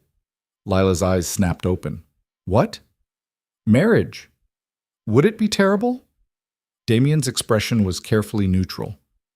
I'm not proposing. I'm just asking. We barely know each other, Damien. We know each other well enough to be having twins. That's biology, not compatibility. Fair point. He was quiet for a moment. But maybe we could get to know each other better. Real dates, not just crisis management conversations. Figure out if there's something here beyond co-parenting. Lila's heart did something complicated in her chest. You want to date me? I want to not look back in 5 years and wonder what could have happened if we'd actually tried. He met her eyes. I'm attracted to you. I like talking to you. And that night at the gala wasn't just alcohol and bad decisions for me. Was it for you? She thought about that night, about the way he'd looked at her like she mattered, the way he'd kissed her like he was memorizing the shape of her mouth, the way he'd held her after, his heartbeat steady under her ear while the city glittered outside the hotel window. No, she admitted. It wasn't just alcohol. So maybe we could try. See where it goes. While living in the same house and preparing for twins. No pressure. When you say it like that, it sounds insane. It is insane, Damien. Everything about this is insane. I know. He smiled slightly. But maybe that's okay. Before Lila could respond, her phone rang. She glanced at the screen and felt her stomach drop. Her mother. I should take this, she said, standing. Want privacy? Please. Damien left and Lila answered the call. Hi, Mom. Finally, I've been trying to reach you for days. Her mother's voice was sharp, familiar. Did you get my text about your brother's tuition? I got it. Well, can you help or not? Lila walked to the window, staring out at Damien's perfectly manicured lawn. I can't. Not right now. Why not? You just got some fancy new job. I know you can afford it. It's not about affording it, Mom. I have other expenses coming up. What expenses? You live in that shoebox apartment and work all the time? What could you possibly be spending money on? Lila took a deep breath. I'm pregnant. Silence. Then her mother's voice, colder than before. You're what? Pregnant, with twins, actually. Twins. Jesus, Lila. A bitter laugh. And let me guess, the father isn't in the picture. He is, actually, very much in the picture. Really? And who is this mystery man? Someone from work? Lila hesitated, then figured she might as well rip off the bandage. My boss. Damien Cross. More silence. Then her mother's voice dripping with disdain. You slept with your boss, got pregnant, and now you expect me to believe he's actually going to stick around? I don't expect you to believe anything, Mom. I'm just telling you what's happening. This is exactly like you, Lila.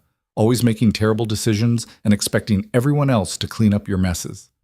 The words hit like they always did, sharp and precise, designed to wound. Lila had spent 30 years learning how to deflect them, but pregnancy hormones made her armor thinner. I'm not asking you to clean up anything. I'm just telling you why I can't help with Ryan's tuition. So your brother's education doesn't matter because you couldn't keep your legs closed? That's not... Lila stopped, breathing hard. I'm not doing this. I called to tell you about the pregnancy. If you can't be supportive, then we're done talking. Fine. Do whatever you want. You always do anyway. Her mother's voice turned icy.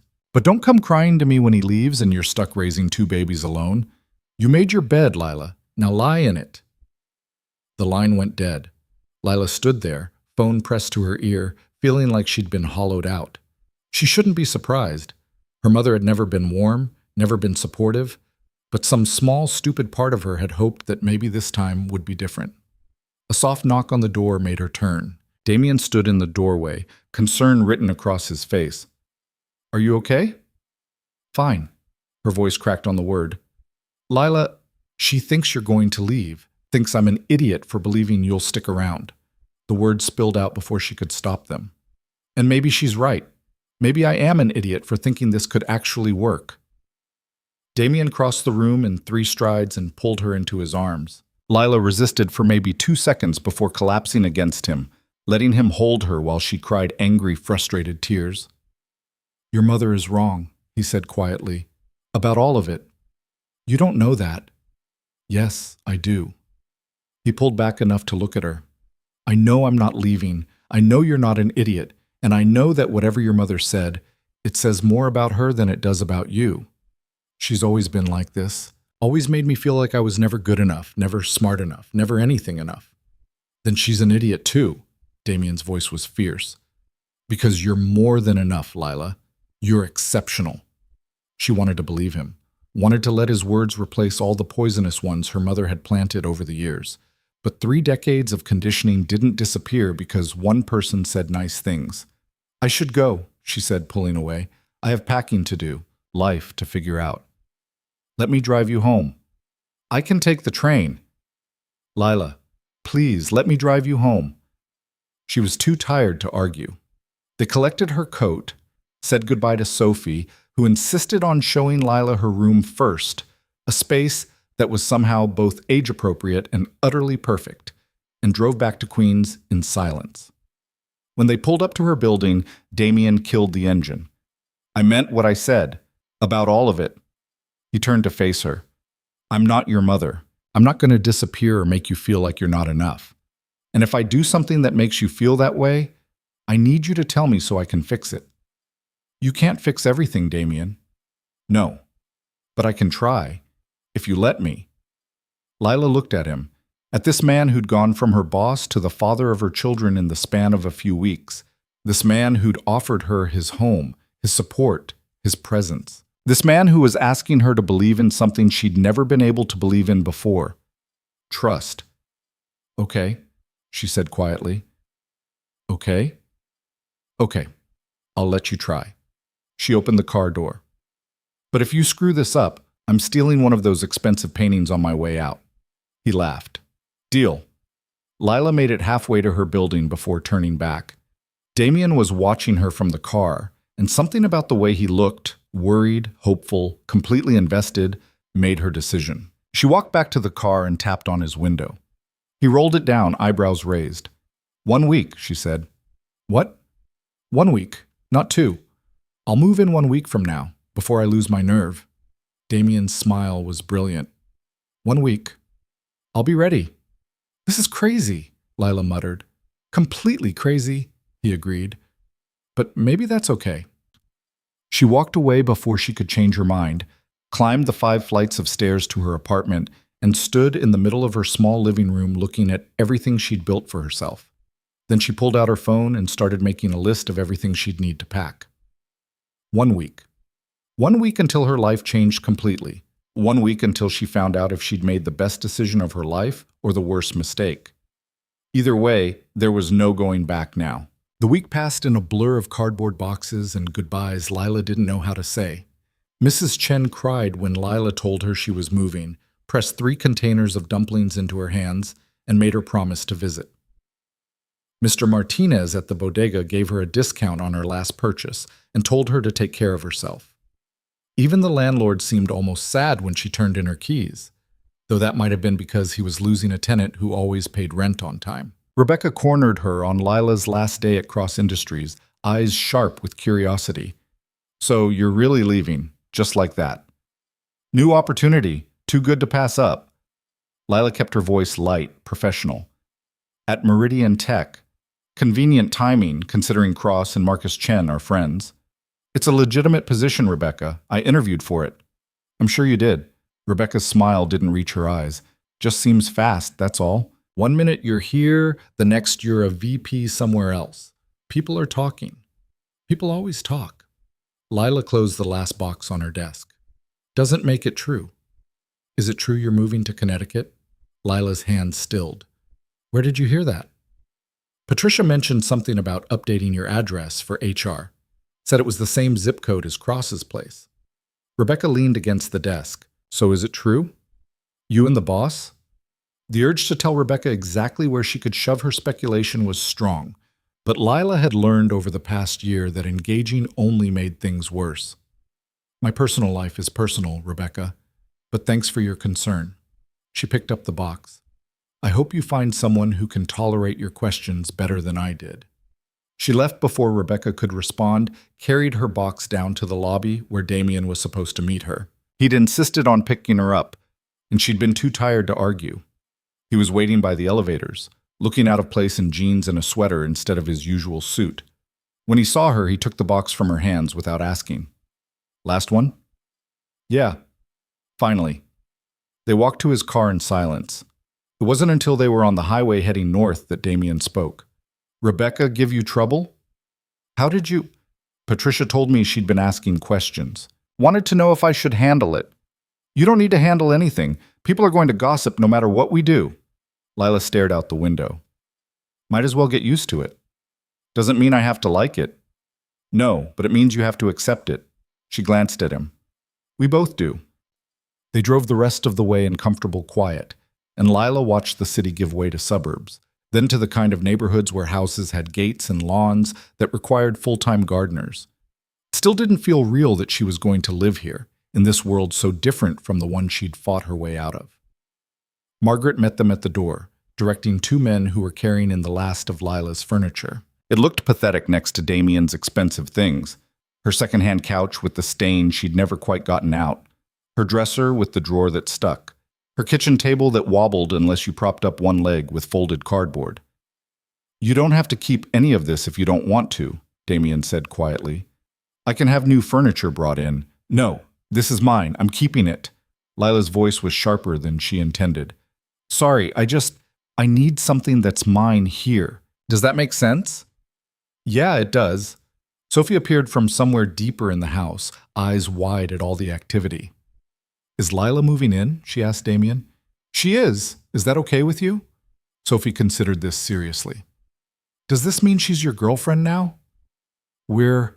Damien looked at Lila helplessly. We're friends who are going to live in the same house, Lila supplied, like roommates.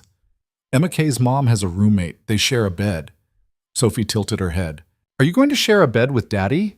No, Lila said quickly. I have my own room, in the guest wing. Oh. Sophie looked disappointed.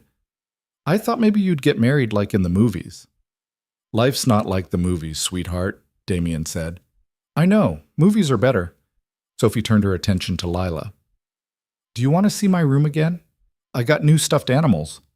Lila let herself be dragged upstairs while Damien supervised the movers. Sophie's room was exactly as Lila remembered, carefully decorated but clearly lived in, with toys scattered across the floor and drawings taped to the walls. The new stuffed animals were piled on her bed, a collection of bears and rabbits, and one very sad-looking giraffe. That one's Gerald, Sophie said, pointing to the giraffe. He's sad because his neck is too long and he can't fit under my covers. That does sound difficult. Do you have stuffed animals? Not anymore. I had one when I was little, a dog named Buttons. What happened to Buttons? I lost him when we moved. Lila sat on the edge of Sophie's bed. I was really sad about it for a long time. Sophie climbed up beside her. Gerald the giraffe clutched in her arms. Were you sad like when someone dies? Or sad like when Emma G said she didn't want to be my friend anymore? More like the Emma G kind of sad. It hurt, but I got over it eventually. Did you get a new stuffed animal? No, we couldn't afford it.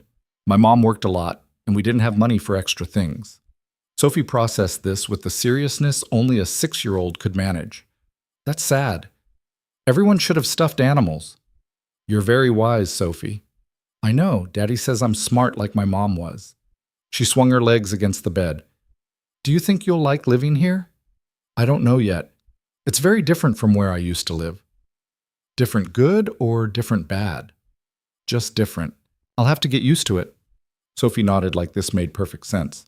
When my friend Marcus moved to a new house, he said it was weird at first, but then it got normal. Maybe it'll get normal for you too. Maybe, Lila smiled. Thanks, Sophie. You're welcome. Do you want to stay for dinner? Margaret's making spaghetti and it's really good. I'd like that. They went back downstairs to find the movers gone and Damien standing in what was now Lila's sitting room, looking at her furniture like he was trying to solve a puzzle. The couch looks good there, Lila said. I was thinking the same thing. He turned to her. You settling in okay? Getting there. Sophie invited me to dinner. Did she? Damien smiled. She doesn't usually warm up to people this fast. I'm very charming. Clearly. They had spaghetti at the kitchen table, a massive thing that could seat 12 but felt almost intimate with just the four of them. Margaret served the food and then disappeared, giving them privacy. Sophie talked non-stop about school and her friends and a boy named Tyler who'd pulled her hair at recess. Damien listened with the kind of attention that suggested he actually cared about first-grade drama, asking questions and offering advice that was surprisingly good. Lila watched them together and felt something shift in her chest. This was what a family looked like. Not perfect, not like the movies Sophie referenced, but real. Messy and loud and filled with people who showed up for each other.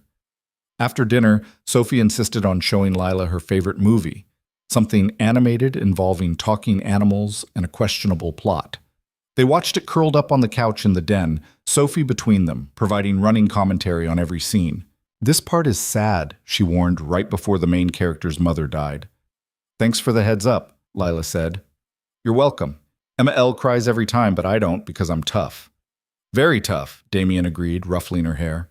By the time the movie ended, Sophie was yawning, fighting sleep with the determination of a child who didn't want to miss anything. Damien carried her upstairs for bed, and Lila heard him reading a story through the open door, his voice soft and patient as Sophie interrupted with questions. When he came back down, he found Lila still on the couch, staring at nothing. She's out, he said. Didn't even make it through the first chapter. She's sweet. She likes you. That's huge. Damien sat beside her, close but not touching. How are you feeling about all of this? Overwhelmed, scared, like I'm waiting for the other shoe to drop. Lila turned to face him.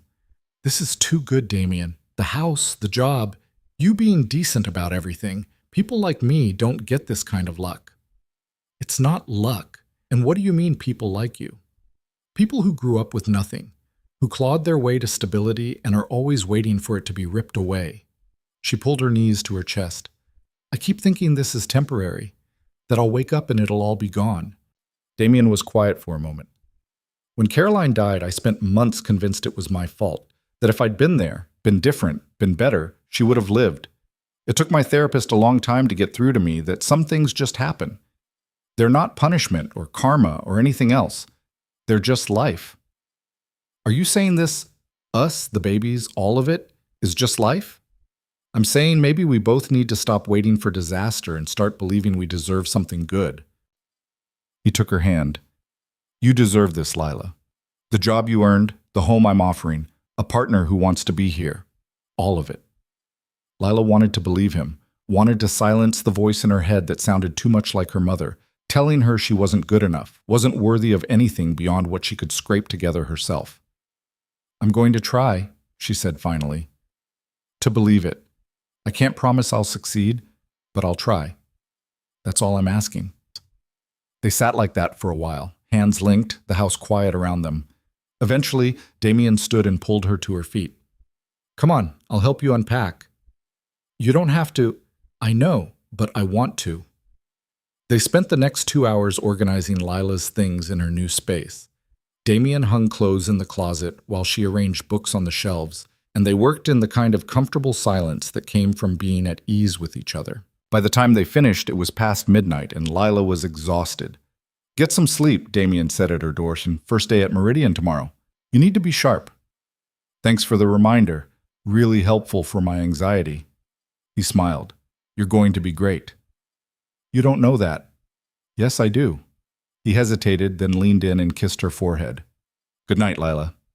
He was gone before she could respond, leaving her standing in her doorway with her heart doing complicated things. She closed the door, got ready for bed, and lay in the darkness of her new room listening to the unfamiliar sounds of an unfamiliar house. Somewhere down the hall, a clock chimed 1. Outside, wind moved through the trees. And in the room next to hers, the one that would eventually hold 2 cribs, her future waited. The next morning, Lila woke to sunlight streaming through windows she hadn't remembered to cover, and the smell of coffee drifting from somewhere in the house. She dragged herself out of bed, threw on clothes suitable for a first day at a new job, and followed the coffee smell to the kitchen. Margaret was there, arranging breakfast on the counter with military precision. Scrambled eggs, toast, fresh fruit, and coffee that smelled like heaven. "Good morning, dear. I wasn't sure what you usually eat, so I made options." "This is perfect. Thank you." Lila poured herself coffee, then remembered. "Wait, can I have coffee? The pregnancy book said, 1 cup is fine," Margaret said. "I raised 3 children. Trust me, a little coffee won't hurt." Lila took a grateful sip and felt more human. Damien appeared a few minutes later, already dressed for work, with Sophie trailing behind him in pajamas. "First day," he said to Lila. "Nervous?" "Terrified." "Good. Means you care." He grabbed a piece of toast. "Marcus is expecting you at 9. Don't let him intimidate you. He's all bark." "Your confidence in me is inspiring." "You'll be fine." He kissed Sophie's head. "Be good for Margaret today, princess." "I'm always good," Sophie said through a mouthful of eggs. Damien left for his office, and Lila finished breakfast while Sophie provided detailed updates on her plans for the day, which apparently involved a lot of drawing and maybe convincing Margaret to make cookies. By 8:30, Lila was in her car, a modest sedan that looked embarrassingly out of place in Damien's garage, next to his Mercedes and Sophie's car seat, driving to Meridian Tech. The first day was exactly as overwhelming as she'd expected. Marcus introduced her to what felt like 50 people whose names she'd never remember, walked her through systems she'd need weeks to understand, and left her with a stack of documentation thick enough to qualify as a weapon. By lunch, her head was spinning. She ate at her desk, scrolling through emails and trying to prioritize the chaos, when her phone buzzed. "How's it going?" "Damien. Drowning in information. Send help. You've got this. Remember, you're exceptional. You have to say that. I'm carrying your babies. I'd say it anyway. It just happens to also be true." Lila smiled despite her stress and got back to work. The afternoon was more of the same. Meetings, introductions, learning curves so steep they were practically vertical. By 5 p.m., she was ready to collapse. But Marcus caught her before she could leave. "Got a minute?" They went to his office, and he closed the door behind them. "I wanted to check in, see how you're feeling after day 1. "Honestly? Overwhelmed, but in a good way, I think." Lila sat across from him. "There's a lot to learn." "There is, but I have faith you'll pick it up fast." He leaned back in his chair. "Damien spoke highly of you, and Damien doesn't speak highly of many people. We worked together for a year. He saw what I could do. He also cares about you. That was pretty obvious when he called asking me to interview you." Lila's face heated. It's complicated." "Most things worth doing are." Marcus smiled. "Look, I don't care about your personal life as long as it doesn't affect your work, but I do care that you know you earned this position. Whatever relationship you have with Damien, that's separate from the fact that you're damn good at what you do." "Thank you. I needed to hear that." "Good. Because I'm going to work you hard, Monroe. I need someone who can handle the pressure and push back when I'm being an idiot. Think you can do that?" "Absolutely." "Excellent. Get out of here. Go home. Start fresh tomorrow." Lila drove back to Damien's house. Her house now, she corrected herself, and found Sophie in the den watching cartoons while Margaret prepared dinner. Damien wasn't home yet, still at the office dealing with whatever billionaire CEOs dealt with. "How was your first day?" Sophie asked, barely looking away from the TV. "Long, but good." "That's what Daddy says about work. Long, but good." Sophie finally looked at her. "Do you want to watch cartoons with me?" "Sure. Why not?" They watched cartoons until Damien came home an hour later, looking tired but pleased to find them both on the couch. "How'd it go?" he asked Lila. "I survived. That's something. That's everything." He loosened his tie. "I'm going to change. Be right back." Dinner was quieter than the night before, all of them exhausted in different ways. After Sophie went to bed, Damien and Lila ended up in the den again, like it was becoming their spot. "This is strange, right?" Lila said. "Us living together, playing house, pretending this is normal?" "Extremely strange." Damien stretched out on the couch. "But I kind of like it."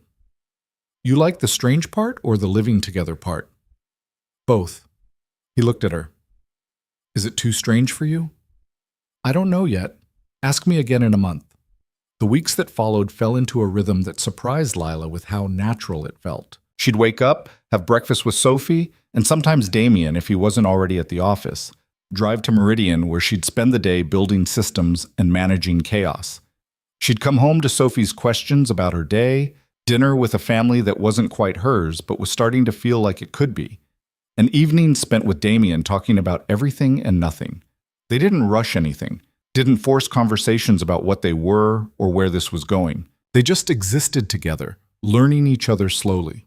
Lila learned that Damien was a terrible cook, but insisted on trying anyway, resulting in several kitchen disasters that had Margaret threatening to ban him from the stove.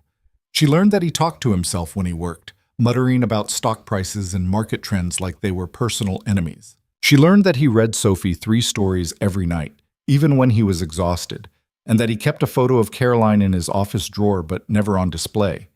Damien learned that Lila stress cleaned, which meant the guest wing had never been more organized. He learned that she hated mornings but loved late nights, that she could fix almost anything with a YouTube tutorial and determination, and that she cried at commercials when her hormones were acting up but would deny it if asked. Sophie learned that Lila would play endless games of pretend, that she gave the best advice about Emma-related drama, and that she was teaching herself piano so they could practice together. By Christmas, Lila was 5 months pregnant and starting to show enough that hiding it was impossible. She'd told Marcus, who'd congratulated her and immediately started planning her maternity coverage. She'd told Margaret, who'd started knitting tiny blankets with frightening efficiency. She'd even told Rebecca in a brief, awkward phone call that ended with Rebecca saying she'd known something was up and Lila hanging up before the conversation could get worse.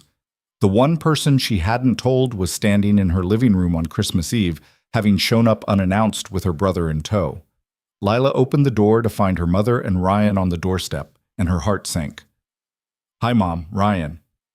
"Lila, we were in the area, thought we'd stop by." Her mother's eyes swept over the house behind Lila, taking in every detail. "This is where you're living now?" "Yeah, yes. Can we come in or are we going to stand on the porch all night?" Lila stepped aside and they entered. Ryan whistled low at the foyer. "Damn, sis, you really landed in it, didn't you?" "It's not like that, isn't it?" Her mother's voice was sharp. "You're living in a mansion with a billionaire. What else would you call it?" "I'd call it co-parenting." "Which I already explained to you on the phone." "Right. Co-parenting. In his house. Very convenient." Damien appeared from the kitchen, and Lila watched her mother's expression shift as she took him in. The expensive casual clothes, the confidence, the way he moved like he owned everything he touched, which, technically, he did. "You must be Lila's mother," Damien said, extending his hand. "I'm Damien Cross." Her mother shook his hand, her smile tight. "Janet Monroe. This is my son, Ryan." "Nice to meet you both. Lila's mentioned you." "Has she?" Janet's eyes were calculating. "She's mentioned you too, though she left out quite a few details." "Mom," Lila started. "What?" "I'm just saying, you tell me you're pregnant with twins, living with the father, but you don't mention he's one of the richest men in the country. That seems like relevant information." "My net worth isn't relevant to our situation," Damien said calmly. "What's relevant is that we're preparing to raise our children together." "How noble," Janet's voice dripped sarcasm. "And when you get bored of playing house, what happens to Lila and those babies then?" "Mom, that's enough." "I'm not going anywhere," Damien said, his voice going cold. "I understand you're concerned about your daughter, but questioning my commitment to my children isn't appropriate." "Isn't it? You're a billionaire with a reputation for ruthless business deals. Forgive me for wondering how long before you apply that same ruthlessness to my daughter." The tension in the room was suffocating. Lila felt her face burning, humiliation and anger warring for dominance. "You need to leave," she said quietly. "Lila, no. You came here uninvited, insulted Damien in his own home, and made assumptions about my life that you know nothing about, so you need to leave now." Her mother's face hardened. "Fine. Come on, Ryan." Ryan looked between them, clearly uncomfortable, then followed his mother to the door. Janet paused on the threshold. "Don't come crying to me when this falls apart, Lila. I warned you." The door closed behind them, and Lila stood in the foyer, shaking. "I'm sorry," she said to Damien. "I didn't know they were coming. I would have warned you." "Hey," he pulled her into his arms. "You don't have to apologize for her. She was horrible to you. She was protecting you. In her own terrible way." He kissed the top of her head. "I've dealt with worse in boardrooms. Trust me." "That doesn't make it okay." "No, but it makes it understandable." He pulled back to look at her. "Are you okay?" Lila thought about her mother's words, her assumptions, her complete inability to see that maybe, just maybe, Lila had found something real. "Yeah," she said, "I am." Because she was. Despite everything, despite her mother's poison and her own lingering doubts, she was okay. Better than okay. She was home. The twins were born on a Tuesday in late April, 5 weeks early, and screaming loud enough to wake the entire maternity ward. Lila had been at Meridian in the middle of a presentation about Q2 projections when her water broke. Marcus had driven her to the hospital himself while calling Damien, who'd arrived 20 minutes later looking terrified. The labor was long and painful, and nothing like the books described.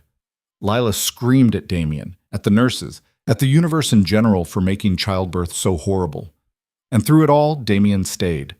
Held her hand until she crushed his fingers, breathed with her through contractions, and didn't flinch when she told him she hated him and this was all his fault. When it was over, when 2 tiny, perfect babies were placed in her arms, she looked at Damien and saw tears streaming down his face. "A boy and a girl," the nurse said. "Congratulations."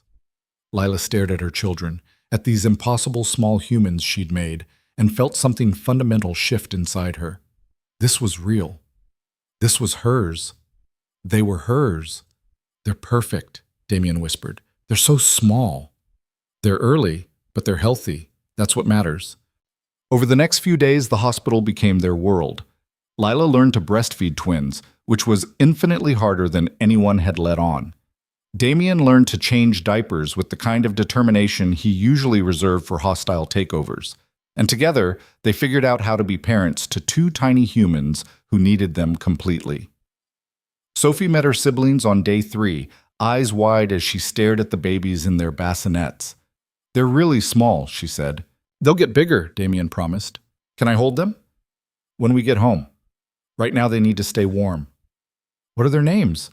Lila and Damien exchanged looks. They discussed names for weeks, but never settled on anything. "What do you think they should be named?" Lila asked. Sophie considered this with the seriousness of a Supreme Court justice. "The boy looks like a James, and the girl looks like a Rose." "James and Rose," Damien repeated. "I like it." "Me too," Lila said. And just like that, their children had names. They brought the twins home a week later to a house that had been transformed. The empty bedroom was now filled with 2 cribs, changing tables, and enough baby equipment to supply a small daycare. Margaret had prepared meals for the next month. Sophie had drawn welcome home signs and taped them everywhere. The first night was chaos. James and Rose cried in shifts, ensuring that someone was always awake. Lila fed one while Damien walked the other, and they moved through the darkness like zombies, operating on instinct and desperation. By 3 a.m., Lila was sitting in the nursery, Rose finally asleep in her arms, and watching Damien pace with James. "This is insane," she said. "Completely insane," he agreed. "I don't know how we're going to do this." "Neither do I. But we'll figure it out." And somehow, impossibly, they did. The weeks turned into months. Lila went back to work part-time at Meridian, splitting her days between the office and home. Damien adjusted his schedule to be home more, working from his study while the twins napped. Margaret became an absolute lifesaver, helping with the logistics of managing 2 infants and a 6-year-old. Sophie thrived as a big sister, reading to the twins even though they couldn't understand her, showing them her toys, and reporting to anyone who'd listen that she had a baby brother and sister now. And somewhere in the midst of the chaos, between midnight feedings and diaper blowouts and the crushing exhaustion of new parenthood, Lila and Damien fell in love. Not the dramatic movie-style love, but the real kind. The kind built on showing up, on trusting someone to hold you when you're falling apart, on watching them be gentle with your children and knowing they'll do the same for you. It happened in small moments. Damien bringing her coffee when she'd been up all night. Lila organizing his office when he couldn't find anything. dancing in the kitchen at 2 a.m. while the twins slept, both of them too tired to stand but too wired to sleep. Stolen kisses in the hallway between crisis management, hands linked under the table at family dinners. One night, 6 months after the twins were born, Damien found Lila in the nursery. She was sitting in the rocking chair, both babies asleep on her chest, looking exhausted but content. "They're finally down," she whispered. "You're a miracle worker." He sat on the floor beside the chair. "Can I ask you something?" "Sure." "Are you happy?" "Here. With all of this?" Lila looked around the nursery, at the cribs she'd helped pick out, the blankets Margaret had knitted, the photos of Sophie holding her siblings. She thought about her life a year ago, alone in that Queen's apartment, convinced she'd always be fighting for scraps. "Yeah," she said, "I'm happy." "Good." Damien took her hand. "Because I love you. I'm in love with you. And I know we said we'd take this slow, but I don't want to wait anymore to tell you that." Lila's breath caught. "You love me?" "Completely. Terrifyingly. All of it." He smiled. "You don't have to say it back. I just needed you to know." "I love you too," she said, the words easier than she'd expected. "I think I have for a while now. I was just too scared to admit it." "Scared of what?" "That it wasn't real. That I'd wake up and you'd be gone. That I'd ruin it somehow." She looked down at the babies sleeping on her chest. "But I'm tired of being scared. I'm tired of waiting for disaster. I just want to be here, with you, with our family." Damien stood and kissed her, gentle so as not to wake the twins, but full of promise. "Marry me," he said against her lips. "What?" "Marry me. Not because it's what people do or because it looks good or any of the bullshit reasons, but because I want to build a life with you. A real one. The messy, complicated, beautiful kind." Lila should have said she needed time to think, should have been practical about it. But sitting there in the nursery with their sleeping children and this man who'd proven over and over that he wasn't going anywhere, practicality seemed overrated. "Yes," she said. "Yes? Yes, I'll marry you." They got married 6 months later in the garden behind the house, with Sophie as flower girl and the twins crying through the entire ceremony. It was small, just family and close friends, and nothing like the elaborate affairs Damien had been expected to have. It was perfect. Lila wore a simple dress that accommodated the fact that she was still losing baby weight and didn't care. Damien wore a suit but no tie, looking relaxed in a way he rarely did. Margaret cried through the whole thing. Marcus gave a speech about how he'd known they were perfect for each other the moment Lila had pushed back in her interview. And when the officiant pronounced them married, Sophie cheered loud enough to startle both twins into renewed crying. "Welcome to the family," Damien said, kissing his wife. "I've been part of the family for a while now," Lila pointed out. "True, but now it's official." They honeymooned in the Hamptons for a long weekend, leaving the twins with Margaret and Sophie at home. It was the first time they'd been alone together, really alone, since before Lila had gotten pregnant. "This is weird," Lila said on their first night, lying in bed in a rental house that was probably worth more than most people's homes. "Weird how?" "Quiet. No one crying or needing anything. Just us." "I like just us." Damien pulled her closer. "Though I do miss the chaos a little." "Liar." "Okay, I miss them. Not the chaos. We should call Margaret, check on them. We literally called an hour ago. They're fine." "But what if—" Damien kissed her, cutting off the spiral of worry. "They're fine. Margaret's got it handled. We're allowed to have this time for ourselves." "No, I'm just not used to it." "Neither am I. But I'm willing to learn." They spent the weekend learning how to be just Lila and Damien again, not parents or coworkers or people managing crises. Learning that they actually liked each other beyond the logistics of raising children.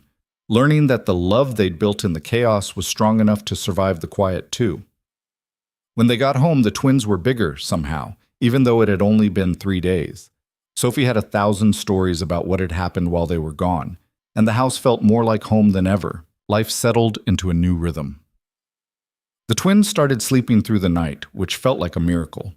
Sophie started 2nd grade and made a friend named Oliver, who wasn't named Emma, which she considered a major achievement. Lila got promoted to senior VP at Meridian, leading a team of 20 and loving every challenging minute of it. Damien sold Cross Industries. It was a decision that surprised everyone, including Lila. But sitting in his office one night while she fed James and he held Rose, he explained it. I built that company to prove something. To myself, to my father who said I'd never make it, to everyone who doubted me. But I proved it. And I'm tired of sacrificing time with my family to maintain something I don't need to prove anymore. What will you do? Consult. Invest. Spend more time with you and the kids. He smiled. Maybe learn to actually cook instead of just burning things. Now I know you're crazy. Crazy about you. That was terrible. I know, but you smiled. The sale went through 6 months later for an amount that made Lila's head spin. Damien donated half of it to various charities, set up trust funds for all 3 kids, and kept enough that they'd never have to worry about money again. He started teaching Sophie piano, built a treehouse in the backyard with James and Rose's help, even though they were only 2 and mostly just knocked things over. Showed up at Lila's office with lunch on hard days. Became the kind of father and husband he'd always wanted to be, but had been too afraid to try. And Lila learned to accept it. Learned to stop waiting for disaster. Learned that sometimes, impossibly, things actually worked out. Years later, standing in that same garden where they'd gotten married, watching Sophie graduate high school while the twins chased each other through the roses, Lila thought about the ultrasound that had fallen at Damien's feet all those years ago. How one moment of panic had led to this. To a family she'd never imagined she could have. To a love she'd never believed she deserved. To a life that was messy and chaotic and absolutely nothing like she'd planned. It was better. Damien appeared beside her, slipping his hand into hers. "What are you thinking about?" he asked. "How far we've come. How different everything is from that day in your office." "Best mistake I ever made," he said. "It wasn't a mistake." "No." He smiled. "It was the beginning." The twins ran past, arguing about something incomprehensible, and Sophie called after them to be careful. The sun was setting over the garden, painting everything gold, and Lila Monroe Cross, who'd spent 30 years fighting for scraps and believing she'd always be alone, stood surrounded by her family and knew exactly what she'd found. Home. Not a place. Not a house with gates and gardens. But people. Love. The messy, complicated, beautiful truth that sometimes the best things in life came from the moments when everything fell apart. And sometimes, if you were brave enough to let someone catch you, they did.